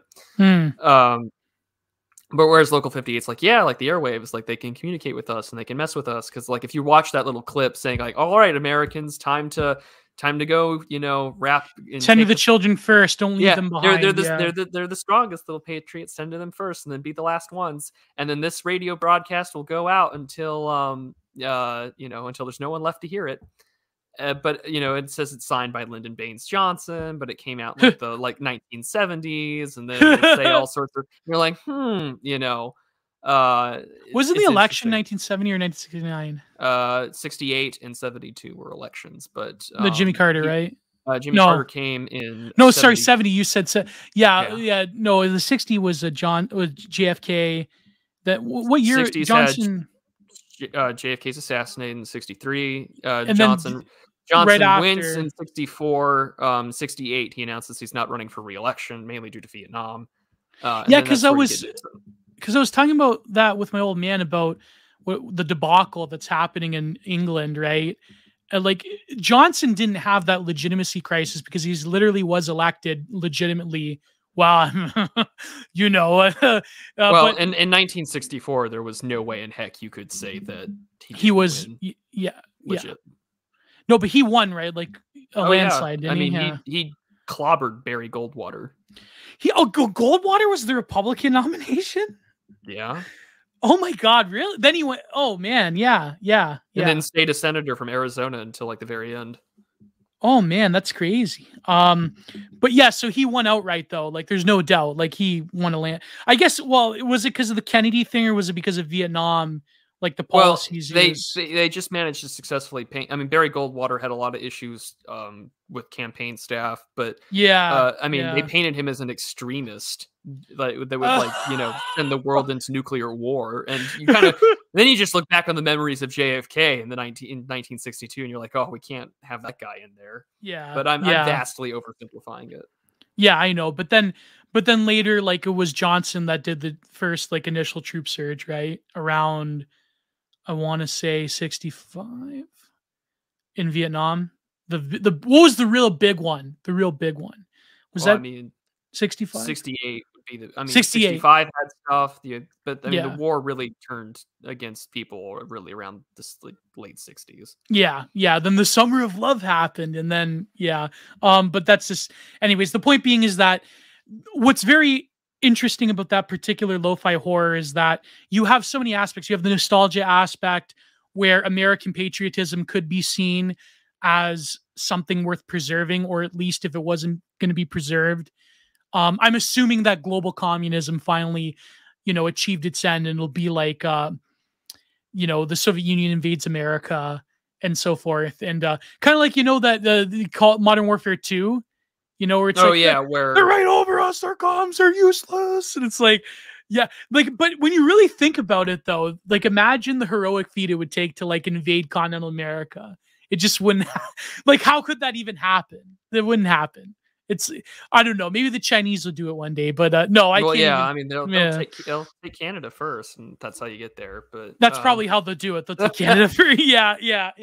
But no, but at that time, the American security state would probably like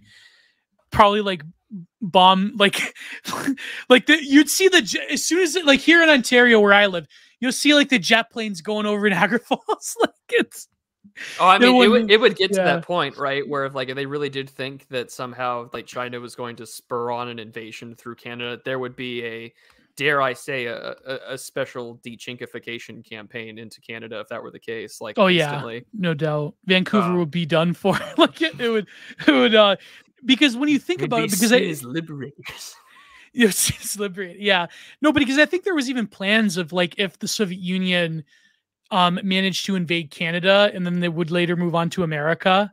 Because I know that the reason I was thinking about Local 58 was because there was this video that my good friend Hypnotoid on Twitter he posted of the demonstrations that I think it was 1981 or 1980. It was the largest military demonstration in human history by the Soviet Union. I believe it was like 200,000 troops. It was near the Chinese border because, of course, they had to calm the Chinese down at that time. So I believe they used like 100,000 tanks and like every branch of the Red Army was involved. It was like the largest military demonstration. But it is, we can almost kind of conceive of it now with a certain rhetoric coming out of the Kremlin. But when it comes to the fact that like the Soviet Union did envision like a final apocalyptic war with the West, with America. And when you really think about that could be a civilization ending event.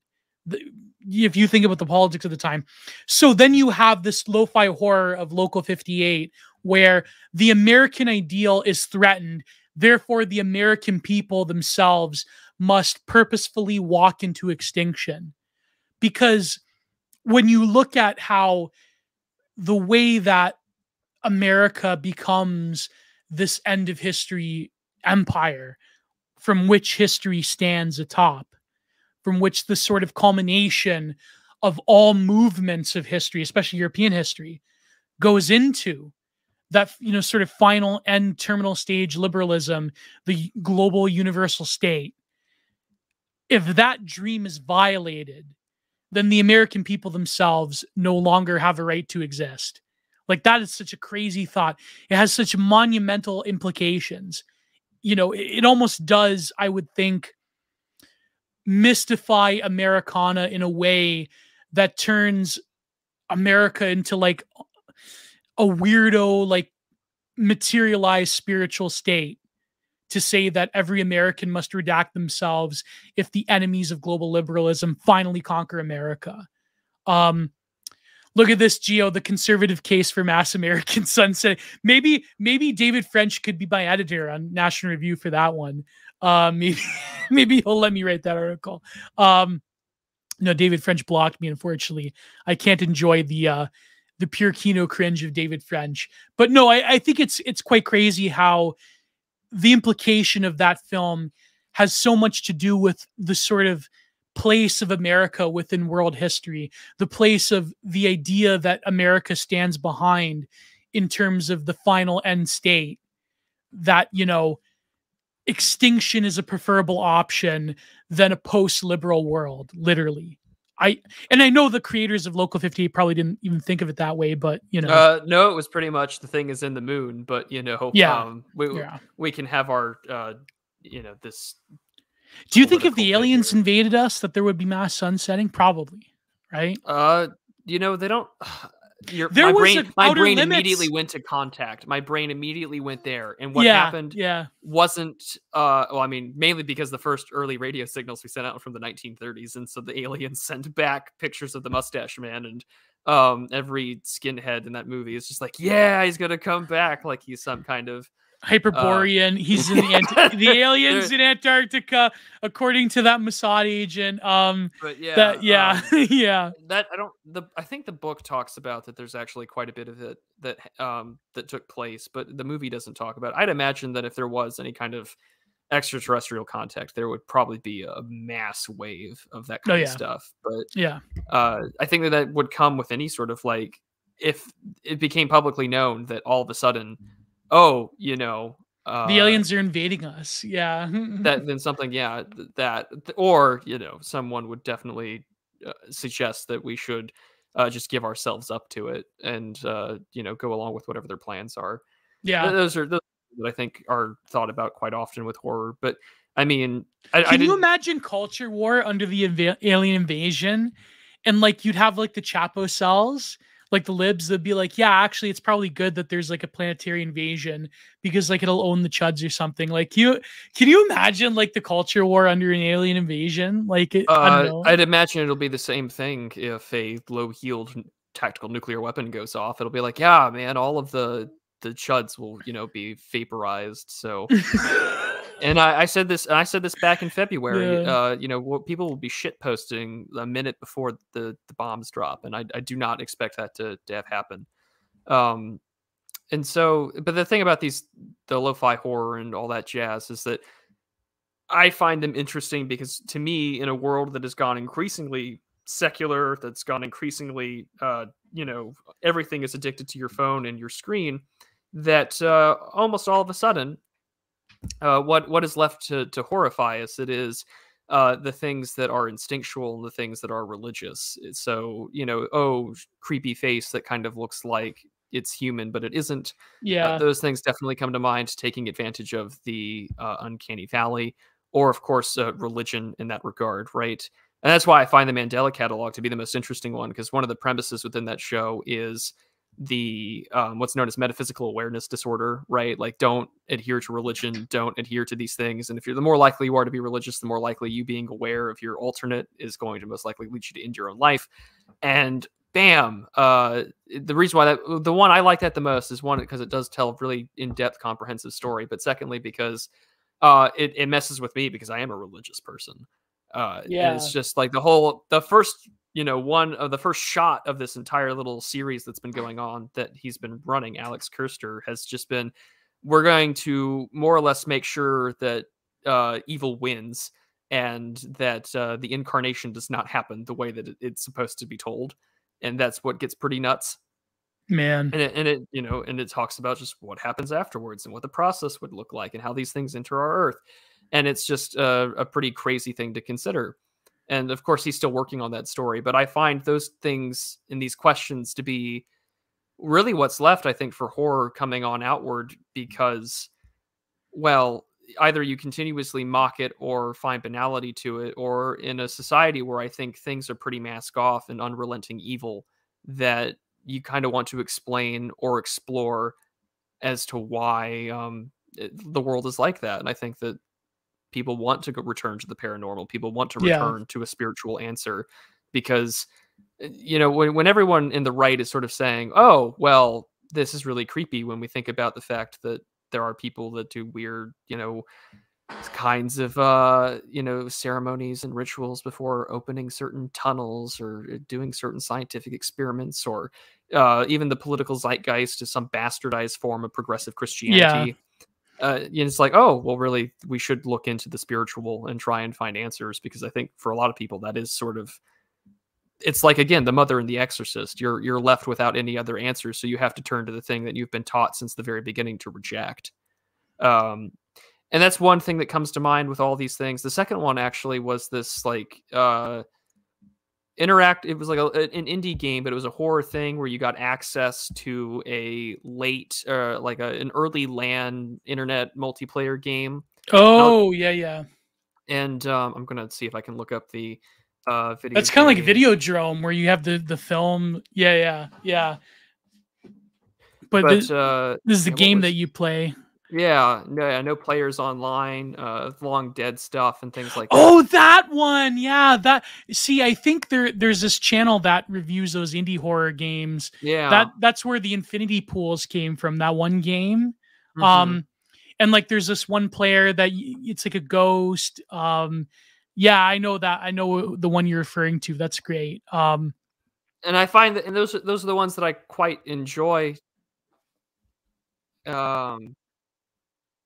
But but I think what's it called? No players left behind or whatever. But Yeah. the reason why I find those to be interesting is because it's just like, well, those are things that are contemporary these days. I mean, Halo 2 had the infamous like Ghost of Lockout sort of stuff and everything like that, which I'm sure is like a server issue. But the idea that like you're just minding your own business, and then all of a sudden like things that are, they're entertainment, but somehow things can inhabit these entertainments and things like that. And it's just well, there's always like the sort of the what do you call it?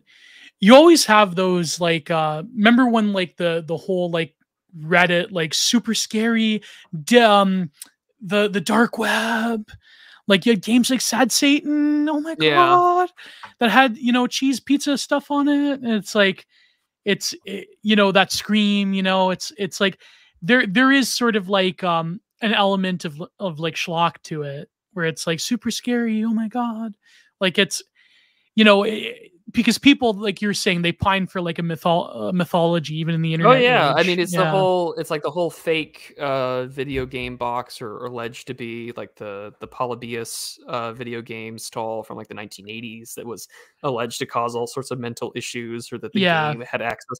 And I mean, people want myths. Was like a government glowy right, some thing, some sort of glow op or whatever, and like, oh, video games are like the real way. I mean, we're going to see more horror oriented around not horror games like Dead Space or Scorn or whatever, but it's going to be ways in which people will consume it to be horrified, because this is their only connection to myths of old. Your cultural memory, right, isn't going to be about, oh, like you can't remake Blair Witch. No, they'll no. For the rest of their life. They've tried. It sucks. Yeah. But with the teens, they go back to the house, the newer one. Yeah. Yeah. Yeah. Blair Witch 2 is all right. It had that one of the only good Nickelback songs was on it. I think it was called Old Enough.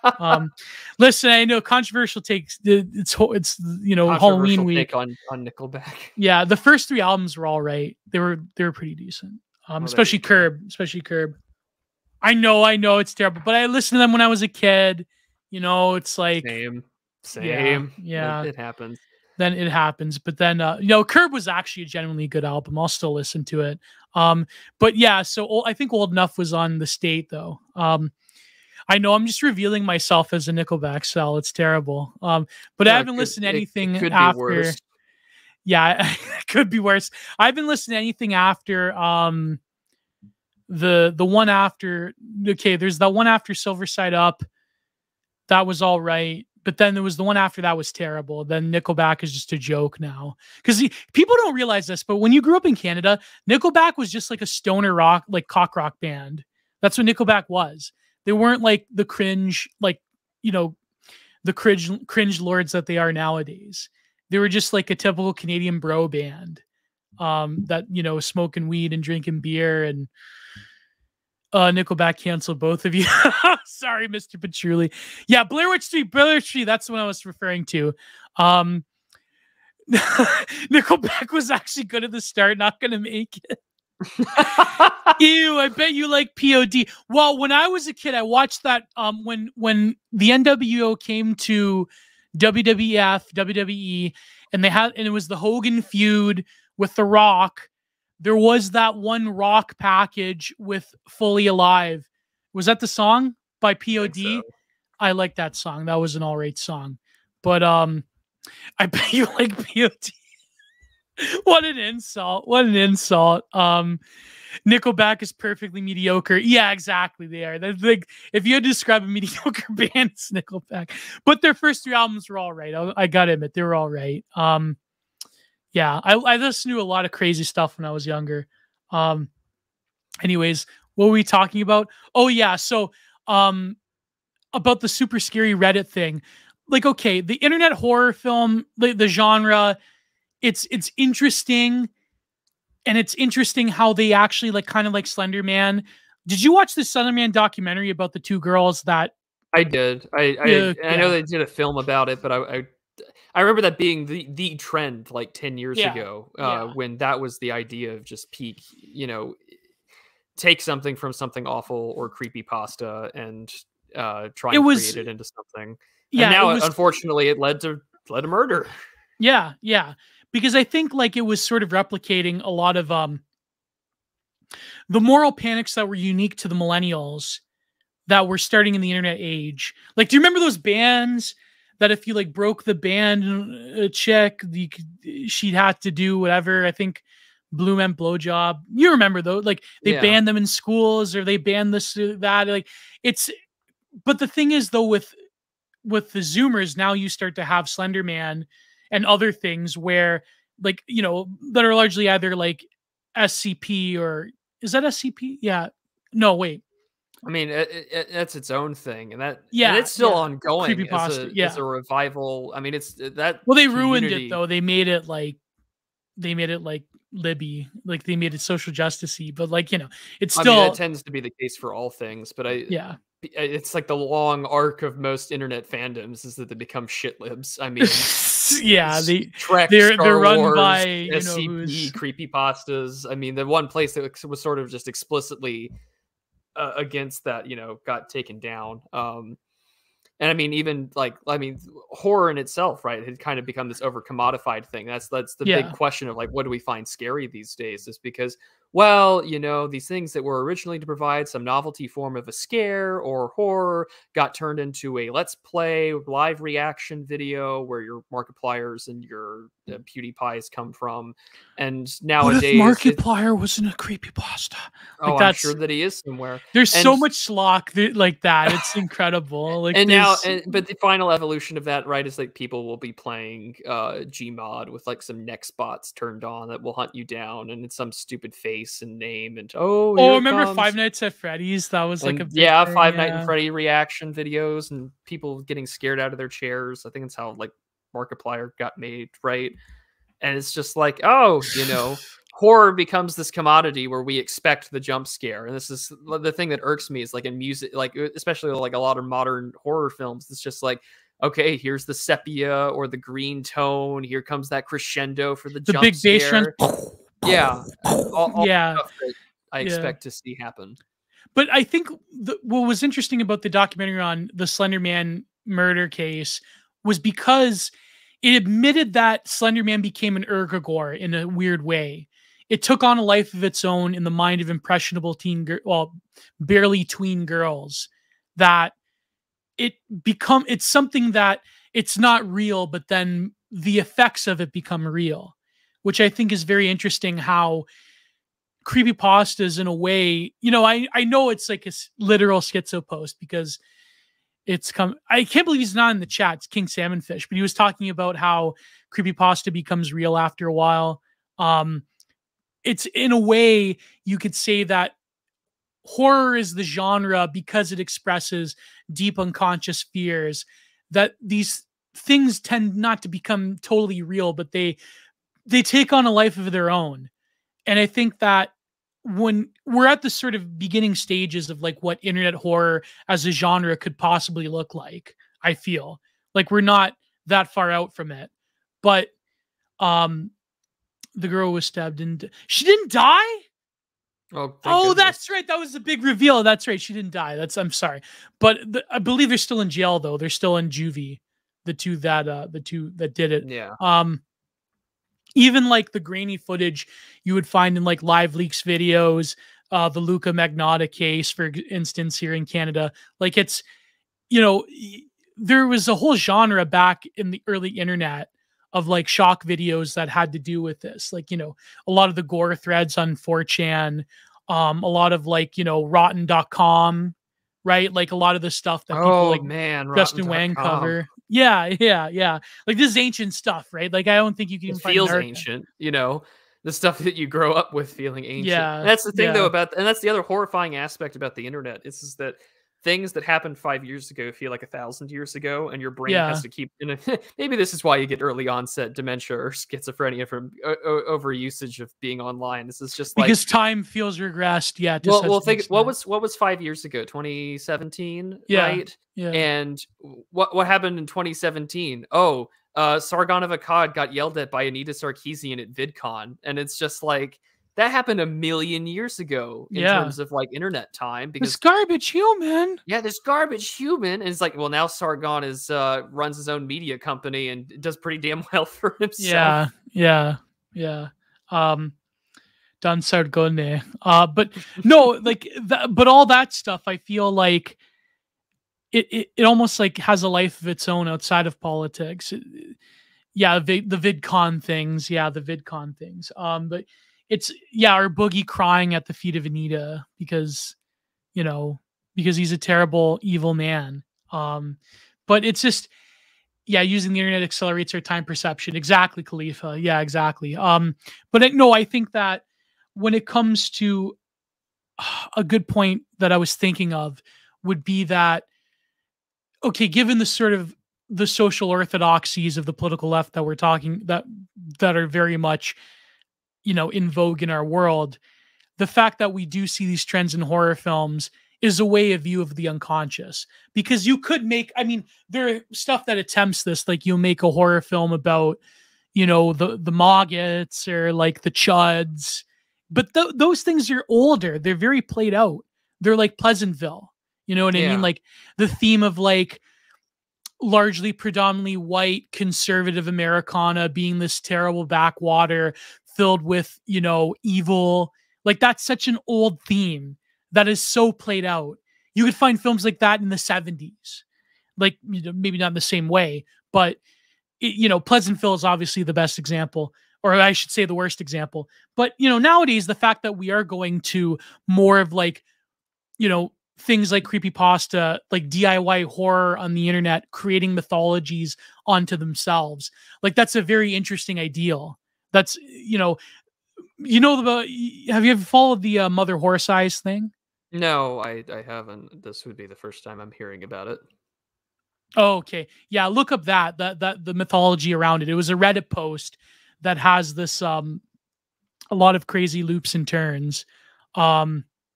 Is that true, Janice? Are you just screwing with me in the chat?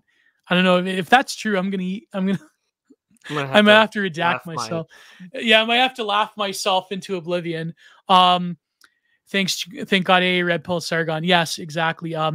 Mother Horse Eyes is very cool. Yeah, so basically it's this long mythology that goes into it, but like look it up.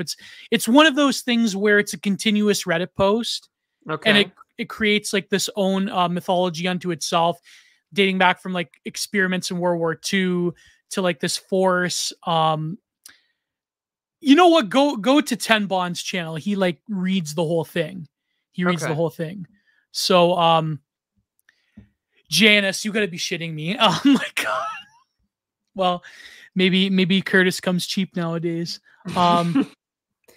So I do think the reason why people are so desperate though for some kind of mythology or to create new horror, to create new things, is because I do think that we are kind of fundamentally, this is the thing about the internet, and this is one of the things that I find to be really concerning is that, well, we're fundamentally uprooted from our own native history.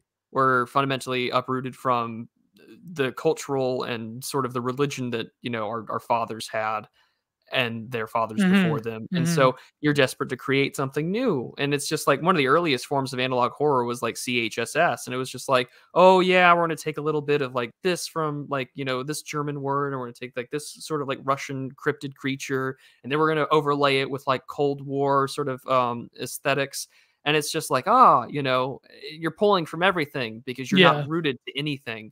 And I find that to be the really horrifying thing about today is that, oh, we live with T.S. Eliot's The Hollow Men, but the Hollow Men aren't stuffed with straw. The Hollow Men are stuffed with likes, retweets, and consumer content with, clickbaity thumbnails.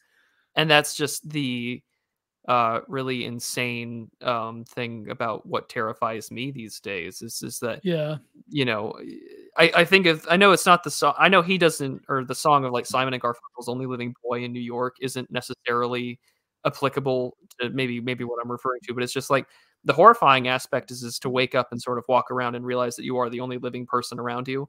And even then you couldn't know for sure if you are the only living person around you, because you too are also filled with likes, retweets, consumer culture. And I always find it interesting because on Twitter, you'll see these things where it's like, oh, you let an algorithm decide your personality. And I'm like, yes, I know that algorithms. And they're all Ryan Gosling characters. Well, yeah, we're all Ryan Gosling characters. We're all these. We're all Apu Apostasias. But it's just like, oh, the algorithm, determined my personality. And I mean, if that's the case, if that's really the case, then it explains why so many people get hooked up to BreadTube and are being told why they should remove certain parts of their body. And if that's really the case, then here we are. But it happens like on the right wing, but in a less destructive way. Like, you didn't have that thought to slonk raw eggs until our friends told you to. But no, I mean, they're in no way comparable though. But I do think that there is like letting your personality be decided by an algorithm. You have to realize that the whole thing about radicalization and so forth, and how people talk about how algorithms manipulate our life, they are being guided. But the problem with algorithms, the real moral conundrum, is that in a way you feed into them. And so it's not just a matter of being consciously aware of the fact that, because what's really happening is that you are consciously aware of it. People are aware of the fact that for consumerist reasons, algorithms prop up certain they show you certain things, right? People are aware of this. But when it comes to, maybe I'm just giving people more credit than what they deserve, because a lot of people aren't aware of it. But I do think that people have an awareness of the fact that there is a reason why I suggest something and then all of a sudden, Amazon wish list, whatever, like advertisements are geared towards what I talk about or tweet about or write about. Like people know this, right? It's not magic, although maybe it is. But I think that the real problem is that, okay, we know that algorithms have some contingency bias, and I'm not a computer programmer. I know people who are, but don't take my word for it, because I'm illiterate when it comes to computer programming. But what I do know is that contingency biases are almost impossible to delete from the system. There is no, people talk about a pure algorithm that is fair or open source or net neutrality. These things don't exist. I mean, I know it's maybe some computer programmer, some activist would say, no, this is wrong, this is not true. But I do think that this is true, and that there is no perfect contingency. There is no perfect sequence by which people get the right amount of information or get the right amount of advertising or get the right amount of social engagement. These things don't exist. There always is going to be, either through human error or through just the fact that an algorithm has to run on a preliminary set of information. Wait, what's going on in the chat? People are, what? Yeah, I guess you could say I'm a post-Tradcath anarcho-monarchist with Bapian tendencies. That's a good one, Coney Browning. No, but I think like the fact is that, you can suggest, I don't know, BreadTube videos at people that watch Ben Shapiro all you want. It's like, there still is a reality in which there always is going to be a bias within the information that we're given in a closed digital system. There's always going to be that reality. Now, you can say that people are ultimately responsible for their own choices of the information that they feed themselves, but that's simply not true. I mean, people are to an extent, but the vast majority of people are not. The vast majority of people, I feel, are probably not responsible with the information that they're given. People are debating about this for thousands of years. This is the Protagoras from Plato. This is, and I think this is the few times where Plato is wrong. Well, actually, no. There's many times where Plato was wrong, but he was wrong to assume that given knowledge of something, that human action will necessarily follow. That, we will act according to proper information. That's not true. I mean, this is demonstrably false. But of course, Platonic rationality, he believed it. But that, so literally, 3,000 years ago, we've been debating this, whether perfect knowledge can give you perfect action or moral knowledge can give you moral action. This is not the case. There's too many human contingencies there. So when it comes to the reality of where we're living in, when it comes to life in the internet age, what does an ethics look like given the contingency that algorithms will always be manipulated? There is no such thing as perfect knowledge, that human fallibility meeting the techniques of the digital world. Like these are the questions that we struggle with. And I feel that a lot of the sort of like creepypasta, online horror stuff that is out there is a reflection of this anxiety, is a reflection of the total transparency by which we live most of our life on the internet. Not total transparency, but I'm saying like the semi-transparency of the awareness of this larger world of, you know, posting and putting your life on the internet and so forth. Like these are the things that you have to contend with. And this is why throughout every, you know, it seems that for every generation, the horror that they produce, the sort of, you know, whether it's the gothic novel or the vampire, the zombie, or so forth, they tend to reflect an underlying anxiety that is present within that civilization. You know, even you could go back, there was literature about horror dating back to the 5th century. You know what I mean? Like it's a perennial thing. Anyways, I'm just rambling right now. Prude, you go ahead. Oh, sure. Yeah. I think that's the thing about what I said earlier is that why are all these new mythologies? Why are all these things coming up? And it's because I think that we are uprooted from an existing telos that sort of provided ways to guide through that ethic.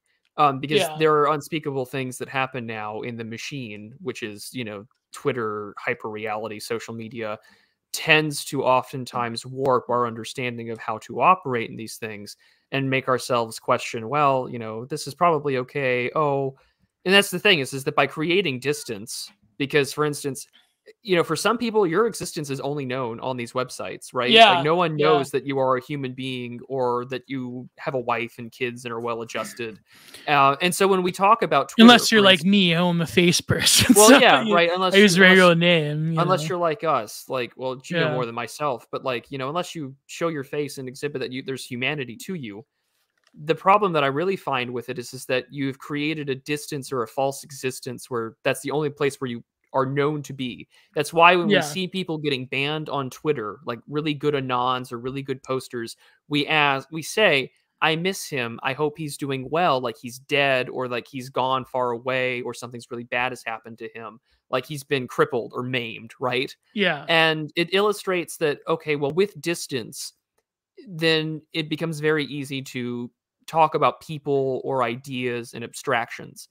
And then in turn, these abstractions mean that when we get access to information that is not good or not, you know, that could be potentially dangerous, right? Like info hazards are incredibly real. Then it becomes really easy, I think, for people to do the absolute worst thing possible to them. Because, you know, it's funny, we were mentioning that a bit earlier. You can just turn it off. You can just go outside. But it's just like, yes, but for a lot of these people, their existence is only online. You evaporate into air when you evaporate into the ether. Post. You evaporate into this ethereal thing after you post. And like you experience your own form of the petite mort, where you realize after whatever you've just tweeted, like, oh man, I don't think I would have actually said that out loud in front of crowds, right? Like I don't think people would be acting the way that they do. And to me, that comes out in ways in which, oh, well, the real horror is the fact that you have an entire generation of people that have been, and we talked about this before on Content Minded when we did our episode, is that we're the last generation that remembers a pre-2007 world where social media wasn't the thing where it was before the iPhone. You know, now there's a whole generation of people that have been raised entirely on that. And, you know, their own moral code is watered down from whatever you and I grew up on. Oh, yeah. And whatever from there came, oh, by the way, you know, the ramifications of, oh, well, this is only online, or, oh, this is only there on this one specific website. Therefore, I don't have anything to worry about. And so, oh, you know, it doesn't matter if I have an OnlyFans, but it only matters once it gets leaked into the real. And that's the thing is that we think that these two entities are separate, but they're not. And I think that's why people are creating their own mythologies, because they want to escape the real, because the simulacra is way too entertaining. And that's how it becomes. That's why Twitter, I think, is the most interesting out of all social media, because Twitter unironically becomes real life very quickly. Yeah, very quickly, incredibly quickly. But that's the thing, though. I think that, you know what's funny? I know I mention them a lot, but I know Lindy Observer on Twitter, he's almost a poet in a way when he talks about it's always that one post, the one picture of Giga Chad near the forest in the lake, where it's about like John Winthrop coming back. Yeah. Like John, please, I injected myself with this chemical in a bathhouse in San Francisco. John, please come back. I will follow the secret to this hotel in Moscow. It's like this ongoing like series of like trying to mythologize the final return of John Winthrop on Twitter and his posting. Or like people that say like maybe Menoquian 4 and Hesperic and Mielzacek, maybe they'll come back to Twitter again and they will reclaim the throne of Frog Twitter. Like the way that we sort of like mythologize these things, like just go to his Monkey Clear Pill, go to him posting about John Winthrop, like literal poetry, in my opinion. Lindy Observer, if you're listening to this, I know that, you know, your Fedora tipping posting is kind of annoying, but like, there's some good critiques there, but yeah, just amazing stuff. But I think that that's like one example of how these sort of like micro, like Creole mythologies get spun. Like Lucas's Room, I think, is like one of those, you know, entities that exists in our memory. Like we all know that day. Like it's funny, even years from now, you know, it's been like quite a few years. People still like that post where I had the Paul Heyman gif of like, oh my God, of like, that's Lucas's room. Like, that's what he looks like, you know? Yeah. Yeah. Well, in the same way that like these mythologies, these internet bits, it take on their own, not even just in horror, but they take on a life of their own that would not exist if you didn't take on this digital ayahuasca to access this plane of existence where, yeah, you know, after the IM 1776 article I did, my YouTube feed will sometimes still send me Everywhere at the End of Time recommendations. And one of them I got sent was like Everywhere at the End of Autism. And instead of like the first part of Everywhere at the End of Time, it's a picture, like a crumpled up Sonichu bit, and it's making fun of Chris Chan. And you're just like, oh my God, right? Like the weird things that exist, you know, dementia, mental illness with a very mentally ill person that, you know, we only know because of their online existence. Yeah. And this weird musical form about the internet mishmashed with old, you know, Sonic Adventure OSTs being, you know, done just like a burning memory. And it's just like, what on earth? And that to me is horrifying. It's just that like, horrifying in not in the, this scares me, horrifying in the sense of it's awe-inspiring kind of deal. Like I am kind of blown away that someone went out of their way to make like a full-length hour-and-a-half long album about, you know, Chris Chan losing his mind and memories. But then Chris Chan did the final act of like returning to the mother. You know, like I know, very Oedipal. Like it's no, ironically, like I mean, on Follow the Rules, we did that stream with Saturnalia. Like I think it was one of my best streams. You know, I think that Chris Chan, his final arc was almost inevitable if you look at like the hints here and there.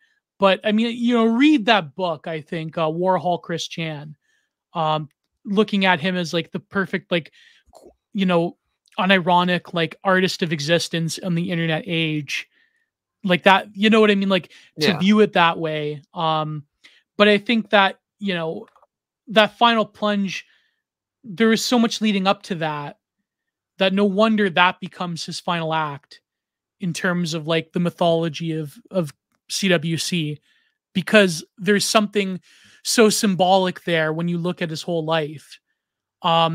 It really is, I would say, a monumentally biblical horror in a way. You know what I mean? Like there's something to the final arc of Chris Chan that is not just metaphysically evil, but I would say it in terms of the arc of his life, it rhymes so hard with everything else that it's unthinkable. It's almost like some kind of approaching a Greek tragedy in a way. Oh, I think it's the modern version of a Greek tragedy. Oedipus Rex, yeah. But you know, in his effort to be the king of the internet, Yeah. the king that can conquer and get his boyfriend free girl, like he's tormented and created. And I mean that's the thing. But the final act, though, if you look at Isabel Janke, that the girl that she was manipulating, the 19-year-old, Yeah.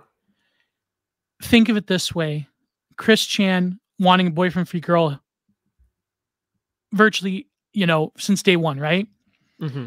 But in that final arc, the final saga, Chris Chan rejects the ability to have a young, virginal, obsessive boyfriend-free girl for Barbara. Like, think of it that, like, think of that monumental, like, it's like the aesthete in Kierkegaard throwing away the young maiden, throwing away all that gives them meaning. That final nihilistic rejection of that symbol of what kept CWC alive, the boyfriend-free girl. Imagine that is what will be a biblical parallel to that. I can't think of one. You know what I mean? I that monumental, that monumental rejection. You know what I mean? Like there's something about it. There's something that destructive. Yeah, it's kind of like the Stephen Kierkegaard, I think. But Gio, please stop. Yeah, I'm very sorry, guys. I'm very sorry. But hey, this is the horror episode. You got to bring up CWC. These are the horror bits that do scare us, because these things are real. Because his is documented. Lord only knows what wasn't blogged or documented about. Oh yeah, If you think his is bad, I'm only imagining that there's only more. And speaking of Kierkegaard, wrong, Rasmus. I'm not talking about. Rasmus, I'm talking about this 19-year-old girl that Isabel Janke manipulated, who was into Chris Chan. I'm not talking about Isabel Janke. No, Isabel Janke is an utter psycho and probably a daughter of a glow in the dark. We all know the mythology. No, there was this girl that Isabel Janke was manipulating that wanted to be with Chris Chan, that Chris Chan rejected because he was quote unquote in a relationship with an older woman. So, and apparently this 19-year-old girl actually did have feelings for CWC, but that Isabel Janke manipulated. Actually, Isabel Janke used this, I believe she's autistic, young girl, as sort of like a carrot on the stick to lure Chris into trusting her. So there was some weird Discord dynamic going on there. So but it wasn't Isabel Janke. Chris Chan was not attracted to Isabel Janke. It was Isabel Janke was like the puppet master in that regard. So you got to keep up on your Chanology lore, okay? Like you got to do the work. Do the work, doing the clap, do the Black Twitter clap, do the work, Well, this is why I rely on esteemed internet historians such as yourself. Yeah. But the one thing that I will say that I find to be horrifying, because I see it happening in real time, and you mentioned Kierkegaard, and I've said this a few places because I just find it to be rather applicable, is Kierkegaard's concept of like the leveling. Yeah. And the reason why I say it is because it's just like, well, the idea where uniqueness is non-existent. We're all equal in all aspects of endeavors. So all the intricacies and all things of what makes us human are gone. And I find that to be the case nowadays, where everyone's just gay. And I know I'm overly. What do you mean by that? I'm overly simplifying it. I know, but what I mean by this is that we are leveling out the human experience to be where all matters of endeavors are to be oriented around, well, you have to be on board for the next thing. Yeah. You have to be against the next thing. Well, not even against. What I mean is that like you have to be on board with whatever identifies with, cat, horse, fish, whatever. Like, and what I mean by it more so is that I look at all these stories where all matters of human complexity, I see it on all aspects of media. I see it all aspects on the news and articles and advertisements. It's like, everything is either everything that we call out in like progressive media is just like, oh, well, everyone's gay, everyone is effeminate, everyone is this, and all aspects of human relationships are boiled down to, you know, this character, you know, like evil, greedy corporation or white man antagonist is evil. And it's just like, well, we've reduced all human complexity, nuance, and intricacy to relationships, to narratives, to what actually could be horrifying, to, you know, oh, it becomes narrative and abstractions, and every, you know, there's a strength. and in the pursuit of identity, right? Everything Everyone is wants narrative. You know? Everything is narrative. Everything is, I know what you're referencing, but like everything is narrative. Everything is identity, but there's no personality. Everyone is performative, but there is no authenticity. Everything is only for the camera and never for the person. And like the leveling is the Microsoft pride flag where all intricacy. Mr. Patchouli, yeah, you posted the end of the goatee. Yeah, that was delightful. Someone man. called me an old head for that, which I just thought was hilarious. Yeah, I remember goatee, man. I remember when it came out. Man, it was amazing. And what's depressing about all of this, though, is that, oh, you know, the Microsoft pride flag is, I think, the best example of what I can say for the leveling. Is like everything has been reduced to the abstract of all human endeavors. All of these little identities are just another flag on a wall of schizophrenic mental illness. Yeah. And it looks like a portal to hell. And for Kierkegaard, John Fetterman, portal to hell. Mental illness, portal to hell. That's what it is, though, and that's what it is. It looks like a portal to hell. I support John. I think John Fetterman needs to get elected. In my opinion, I think we should support John Fetterman. You and Paul Fahrenheit, I swear. No, because okay, yeah, Dr. Oz is a grifter, and you know, he's whatever. But I think that no, the reason I say this, you have to realize, okay, now me and Impossible Princess were talking about this once. Because she went with her fiance on a trip to Philadelphia at the time we were recording. So yeah, Impossible Princess, that's a future episode of Content Minded. But we were talking about like art and aesthetics. We're talking about design, mid-century American design. So she informed me, because I'm a Canadian. But I knew this because my aunt has traveled to Pennsylvania many a times.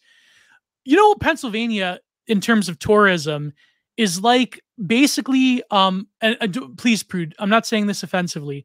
It's like the cult of the Americana, like America's founding. You know, right? Like you've been to Pennsylvania. You lived in Pennsylvania, didn't you? No, I didn't, but I visited. I have a deep, I do have a love of American founding and a love for Philadelphia, because that's where, you know, the Constitutional Convention happened. I mean, that was the capital, more or less, of the United States during the Revolution and a little bit after. Well, we went to New York, but I mean, it's I have very strong feelings about it.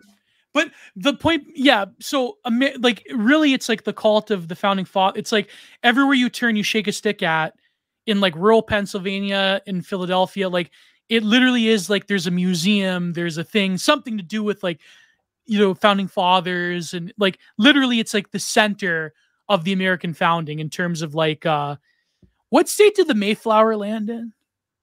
What state? Maine? Massachusetts. No. Massachusetts. Yeah, okay. Yeah, but Philadelphia is like, that's, you know, where the Constitution was signed.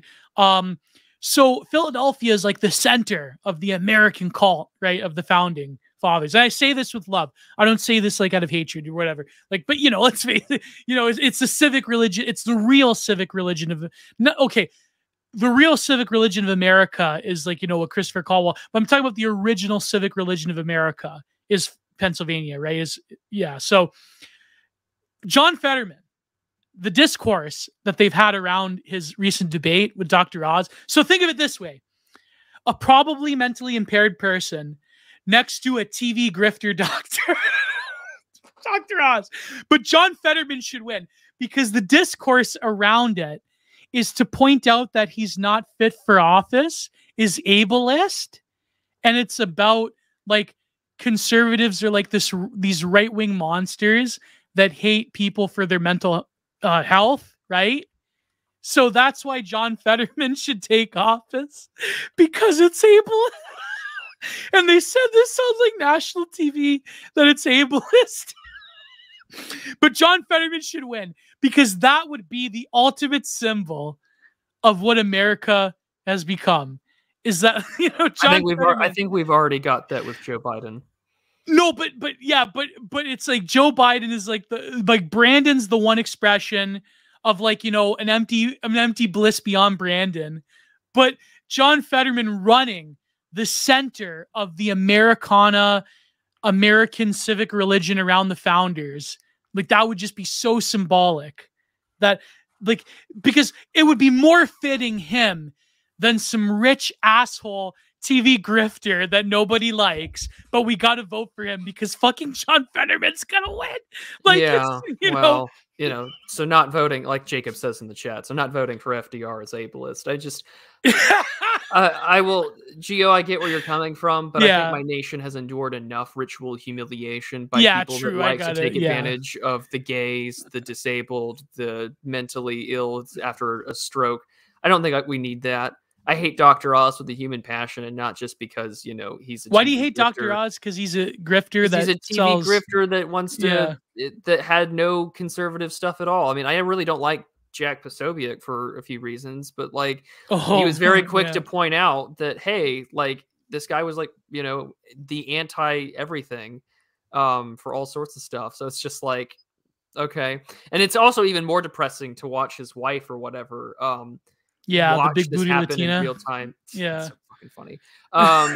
In the same way, what's that name? Alex Stein did the bit of AOC. But I mean, it's depressing, I think, and it's just like this is the state of my democracy. This is and not that I'm a big fan of it either, but it's just like this is the state of my. Is Oz a real doctor though? I have no idea.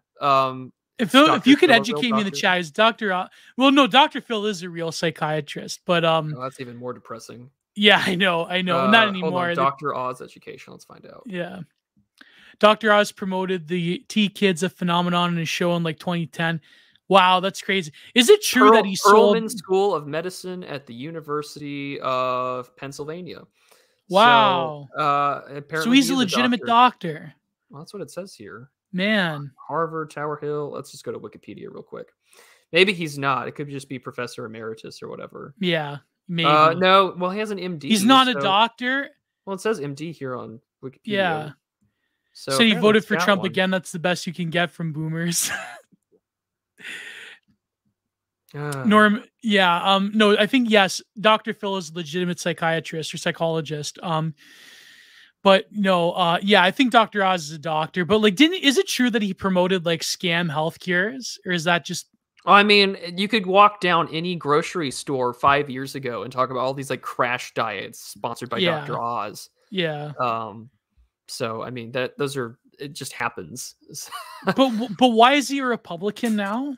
Because they more or less primaried out, and the other decent guy that could have ran that was like actually conservative, but so they just went with like a celebrity. They went with a celebrity in a competitive red. Well, I can't even know if I can call it a competitive red state, but well, Pennsylvania's always been a swing state, has it not? Well, yeah, but I mean, whoever controls Philadelphia has a pretty big chance of controlling the rest of the state. But they have like an insane mayor, though, don't they? They have like some, or no?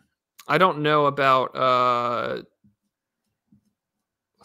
I don't know. I know Lori Lightfoot, Chicago. I don't know who the mayor of Philadelphia is. I know Tucker was talking about it, was like shredding this mayor, but mayor of Philadelphia. One of the best tweets I ever found was Jim Kenney. One of the best tweets I ever saw was about John Fetterman. Was that why is John Fetterman dressed like a dude that you'd find at like 7-Eleven who just like jerked off 3 times that morning and like went to like fill up his rice burner? Like, oh my gosh. Why does he dress like that? Like why? Like the dude is like comes from a millionaire family. Like, why is he dressing like that? Like I'm sorry, like I can't even lie. Everything about John Fetterman's funny. Like, why? Why does the fucking one of the most significant states in the union have to be controlled by either Dr. Oz? You know what's funny is that my old man didn't know that Oz was running for the Republicans, and he's like, so is Oz independent? Like, who's the Republican nominee? I go, Dr. Oz. He goes, no way. Dr. Oz is the Republican? I go, yeah, Dr. Oz is the Republican. He's like, what? What are they doing? I couldn't tell you what they're doing. That's Oh, the sad man. part. It's just sad. His wife, I gotta admit, his wife does look good though, John Fetterman. Let me look up. What does Dr. Oz's wife look like? I know we're just shit posting. We should get to super chats, but like, what yeah, we should. Hold on, Dr. Oz wife, Lisa Oz, born American. Oh, she's pretty good. She's not that bad. She's not that bad. I still would prefer Fetterman's wife, but his wife is still pretty all right, pretty get happening. the super chats in. I'm scrolling up through. I'm gonna have to change the title. Yeah, Halloween shitpost variety hour. But even the name John Fetterman is hilarious to me. Like, let's go. Oh, send them in while I'm scrolling, kids. Chat's pretty active today. We love our chat, don't we, folks? Yeah, we love our chat. We love our we love our donators. We love our we love our supers, don't we, folks? But we sure do, man. Come on, let's get to the top of the chat so I can. The problem is John Fetterman's wife has that lazy eye thing going on. I don't know. Oh, is she of a certain medical status? Maybe, I don't know. Oh, that might explain it, you know. Or maybe maybe it's sympathy pains from her husband's stroke. Yeah, yeah. The guy just looks hilarious. Like, he looks like a caveman. Like, I don't know why. This is why they gotta. I'm 100% pro John Fetterman. I know his policies are disastrous. He's probably gonna let out all the criminals, and he's probably like. I know more people will are die attacking him for running after a black man with a shotgun who was apparently, he thought was a criminal back in 2013. The fact that I say I now fully support John Fetterman. No, I know that people are going to die as a result of John Fetterman's policies. Though, let's face it, they'll probably die as a result of Dr. Oz's policies. But like, but it's like, I don't know. There's something about John Fetterman that I'm pro. This is the GeoCell John Fetterman endorsement. There you go. Falling outside normal constraints for $5 US says, I watched Barbarian last night. It's awful. It starts off strong and falls off so hard in the second half. Does it? I gotta talk to Kino Corner about that. Because I have not like seen that. It, so yeah. But what is this, a new film or is it a show or it's a new one? It came out a few weeks ago. Barbarian, but it's a movie. Okay. Yeah, it's a movie. It's about it starts off with like a group of friends in an Airbnb. And yeah. How many are going to die in Philadelphia? Millions. Cringe Walker for $5 US says, even nuclear couldn't power solar punk. It's literally science fiction. It could only work with a germanium crystal receiving energy from coal. Yeah. Or a dilithium crystal if you're a Star Trek fan. Well, according to the Chobani commercial future, there's plenty of never mind. I'm not going to make that joke. No, look at Jacob's comment. Some of you may die, but it's a sacrifice I'm willing to make for the meme of John Fetterman.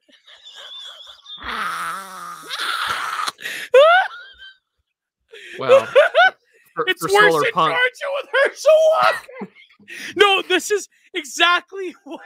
Geo, let's get through the supers before we start laughing our ass off. All right, sorry. Although the only thing else, Cringe Walker, I will say is that the only way for solar punk to work is that Chobani commercial shows is that you will have to burn a lot of coal to get to it. Oh, Cringe Walker for $2 US says, have you ever watched BBC's Threads? It's a 1984 nuclear war film. That's the one where like the animation with the face melt. Yeah, it's that's brutal. That's brutal. It's a pretty hard-hitting anti-nuclear war film. It's pretty good. That was like that one animator, the manga writer, where he actually lived through the bombs, or his grandmother. Oh, that's Barefoot Jen. Yeah. That one's nuts. Yeah. Restoring Order, our good friend Pat Casey saying, can't stay too long, but have a good show, gents. Well, thank you. Thank you, Patrick Casey. I wonder, Patrick. I wonder if he's Fetterman pilled. We should we'll ask him. We'll find out. Can you imagine Patrick Casey on stream, like his very nonplussed, like gotta say, Gio, I don't know about this Fetterman take. I don't know, but Gio's convincing me for $2 in the chat. Gio's convincing me. He'll say that, and then you can smooch on all of his Fetterman posts on his Telegram. His Telegram. He's like, don't make me do it. And he like posts a screenshot of like turning it off. He's like, don't make me do it. I love Patrick Casey, man. I love Patrick Casey. Fishy Frenzy for £2 says Twitter is realer than real life. Certainly can be. 100% fishy. Yeah, almost. Almost realer than real life. Gotta keep scrolling through and finding the next one. But yeah, I mean that's the thing, right? Like you're looking at chat, but I'm scrolling through to find the next bloody super chat. I know it. No, but that comment, like how many must die in Kensington and Philadelphia, Geo? Millions?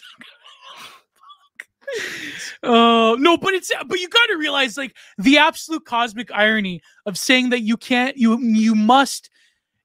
disqualify John Fetterman because of ableism. Like there was this one journalist that said the real tragedy, the thing that made that debate cringe with Dr. Oz wasn't John Fetterman. It was the ableism of John Fetterman. I'm like, what? Like it's crazy. It's crazy. The ableism of John Fetterman. Cringe Walker for $10 US, 2489 AD.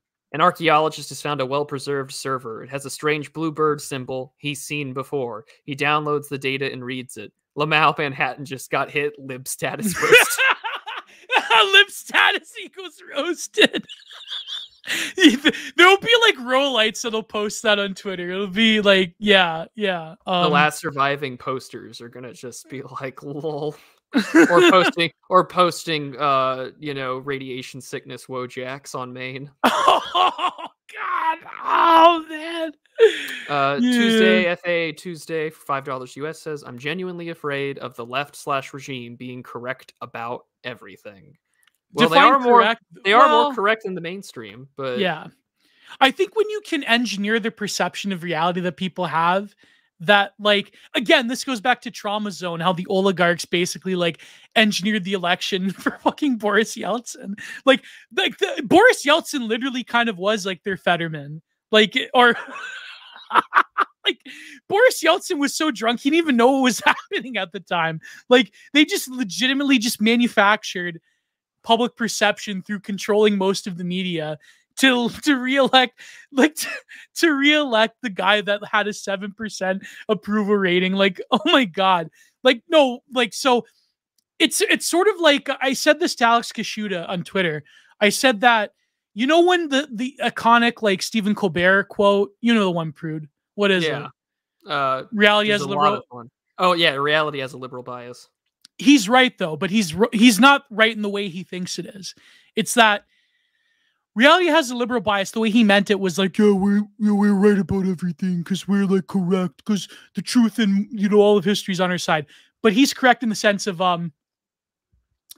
when you can engineer the perception that most normies have of like global events or their own culture or their own future, even you could say that reality has a liberal bias in the sense of reality exposes the real machinations of what those liberal conclusions have.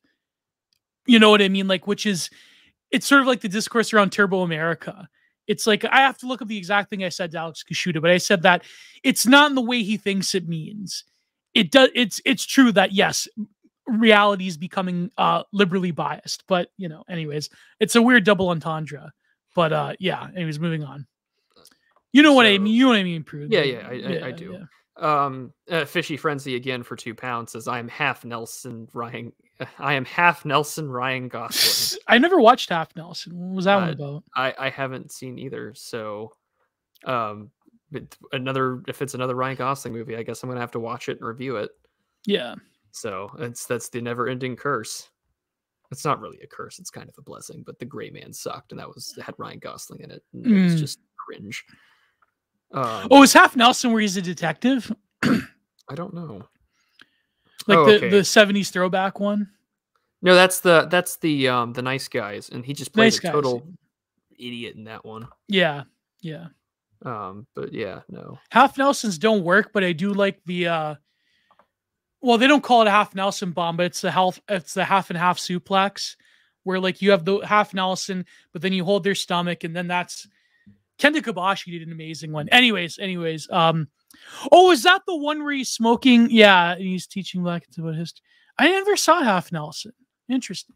I haven't either. What's the one where he's like a gangster, or not a gangster? He's like a street thug, and he's like married. His girlfriend is Eva Mendes, but he's married to Eva Mendes in real life. But yeah, is that her name, Eva Mendes? Yeah. You know the one. What's it called? Where he's like got the tats and everything. You know. The name escapes me. Yeah. The Place Beyond the Pines. Place Beyond the Pines. That one. Yeah. There you go. Yeah. There you go. All right. Well, before we turn this into a 3-hour show. Yeah. Gio, what would you like to promote and announce? Yeah, just go to the So-So episode on Content Minded. We really great one. I'll have my second part of sorry. Tomorrow or Saturday, I'll come out with the first section where I talk about Lewis Mumford on my channel of the the reviews of Why the Future Doesn't Need Us. And I'll have that up for my patrons. And next week on Content Minded, well, of course, Digital Archipelago will be on my channel next week. And we'll think about what to do. I have a few ideas, like reading short stories or whatever. But next week will probably be the second installment of the Gifts Ungiven Content Minded episode. So, and maybe that one might be with camera. So that'll be good. Gifts Ungiven next week on Content Minded. But go and watch the So-So one. It's really great. And yeah, that's my shilling. So as always, patreon.com/generateproductions. This is why I'm a fan of saying, I don't know, the word shilling always just kind of sounds empty, which is why I've started to say promotion, just so people, oh, well, holy shit. Whoa! $50! Thank you again, Ladislaus. You've been very kind to both Gio and myself. Another great stream, amazing. Boy. Well, thank you. You are our biggest Digital Archipelago fan. Thank you so much. Wow, thank you. You are our strongest soldier. Look at you. Our strongest soldier. Yeah. Oh man. Well, yeah. So Gio's links are down below in the description, both to his Patreon and to findmyfriends.net, where you can find all of his stuff. You should already be subscribed to his YouTube channel if you aren't now. Oh yeah. So by all means, do so. As for me, this Saturday I will be live at 1 p.m. Eastern. I've got some articles, geopolitical stuff that we're going to definitely cover. So do not worry. The geopolitics is here to stay on the channel now. I'm going to be also updating and renovating my Subscribe-Star tiers. That way there's more stuff that's more accessible. And I'm going to be devoting more written content to that. What's the word I'm looking for? More written content for patrons and stuff like that as well. And of course, early access to videos before I release them. And then Sunday, I'll be on Mr. Patriarch's channel, talking about sort of dissident politics, but orthodoxy with a bunch of with Brother Augustine as well. So that'll be fun. And then after that, I'll have my speech out next week. And of course, the Digital Archipelago will be on Gio's channel next week. Yeah. And we'll have a very special guest, because what's next week? The 3rd, right? Oh yeah, is that the one? The Lovecraft? Yeah, okay, yeah, it's the Lovecraft stream. So real horror, some real horror. Where we get to talk about the depraved diversity of Massachusetts will be next week with Praise of Folly. So it'll be a good time. Yeah, Prudentialist going DEFCON 3 unwritten content. Nice. I'm trying. Is that good? Was that what it's going to be? The Saturday stream? Well, yeah, I changed it. Oh no. No. It's called Prudent Observations. I rebranded their show. No, but I mean like the actual episode. I know it's Prudent Observations, but no. What are the articles on? So it'll be a mix on some stuff from Foreign Affairs and JSTOR. Okay. That I'm going to weave together an interesting sort of narrative on acceleration and international relations. Because there's a bunch of news happening. I was watching. I really all my news sources. I hate to admit it, but no, I don't. I actually love to admit it. My only news sources on the current conflict are the Duran, well, mostly Alexander McCoy, and Intel Slava Z. And so there you go. So and of course, random people that I follow on Twitter, like Big Sergey, Stalin Frog, Hypnotoid Merchant. Tom Fowley. Yeah, basically like Russians with attitude. Yeah, there you go. That's how I get all my pro Vatnik news. You don't say. You don't say. Like, that was like that one line. I was on the Fed post before it, evaporated, where it was it was funny where I said, well, my opinion on the current special policing operation, and they all stare, and then Slav was like, well, tell me what side you're on. Yeah, so that's many such cases. Many such cases. But Spasticus Autisticus sends us £2, but says enjoy this. It looks like he says 200 in there. Oh, so super chat. Very cheeky, very cheeky. Oh man. So yeah, by all means, there are plenty of ways to support both Gio and I. We love your super chats, but if you wish to bypass Google, of course, there's his Patreon, my subscribe star. You can, yeah, I have a buy me a coffee, but also have paypal.me that I'll read on air if you send me it when we stream. So if you don't want to, if you want to give any of YouTube your money, so yeah. And of course, Prude has. Well, you don't have a stream elements or anything yet. So I will soon. So okay. that I will have some new stuff up soon. That way we can have more people not dealing with Google and Susan and things like that. But as always, ladies and gents, we will see you all next week. Be sure that you are subbed and following both of us on Twitter. Gio just passed 25K on Twitter. I'm about to hit that magical 10K button. Nice. So let's get there very quickly. And until then, ladies and gents, we'll see you all next week. God bless. Goodbye. Too sweet, as always.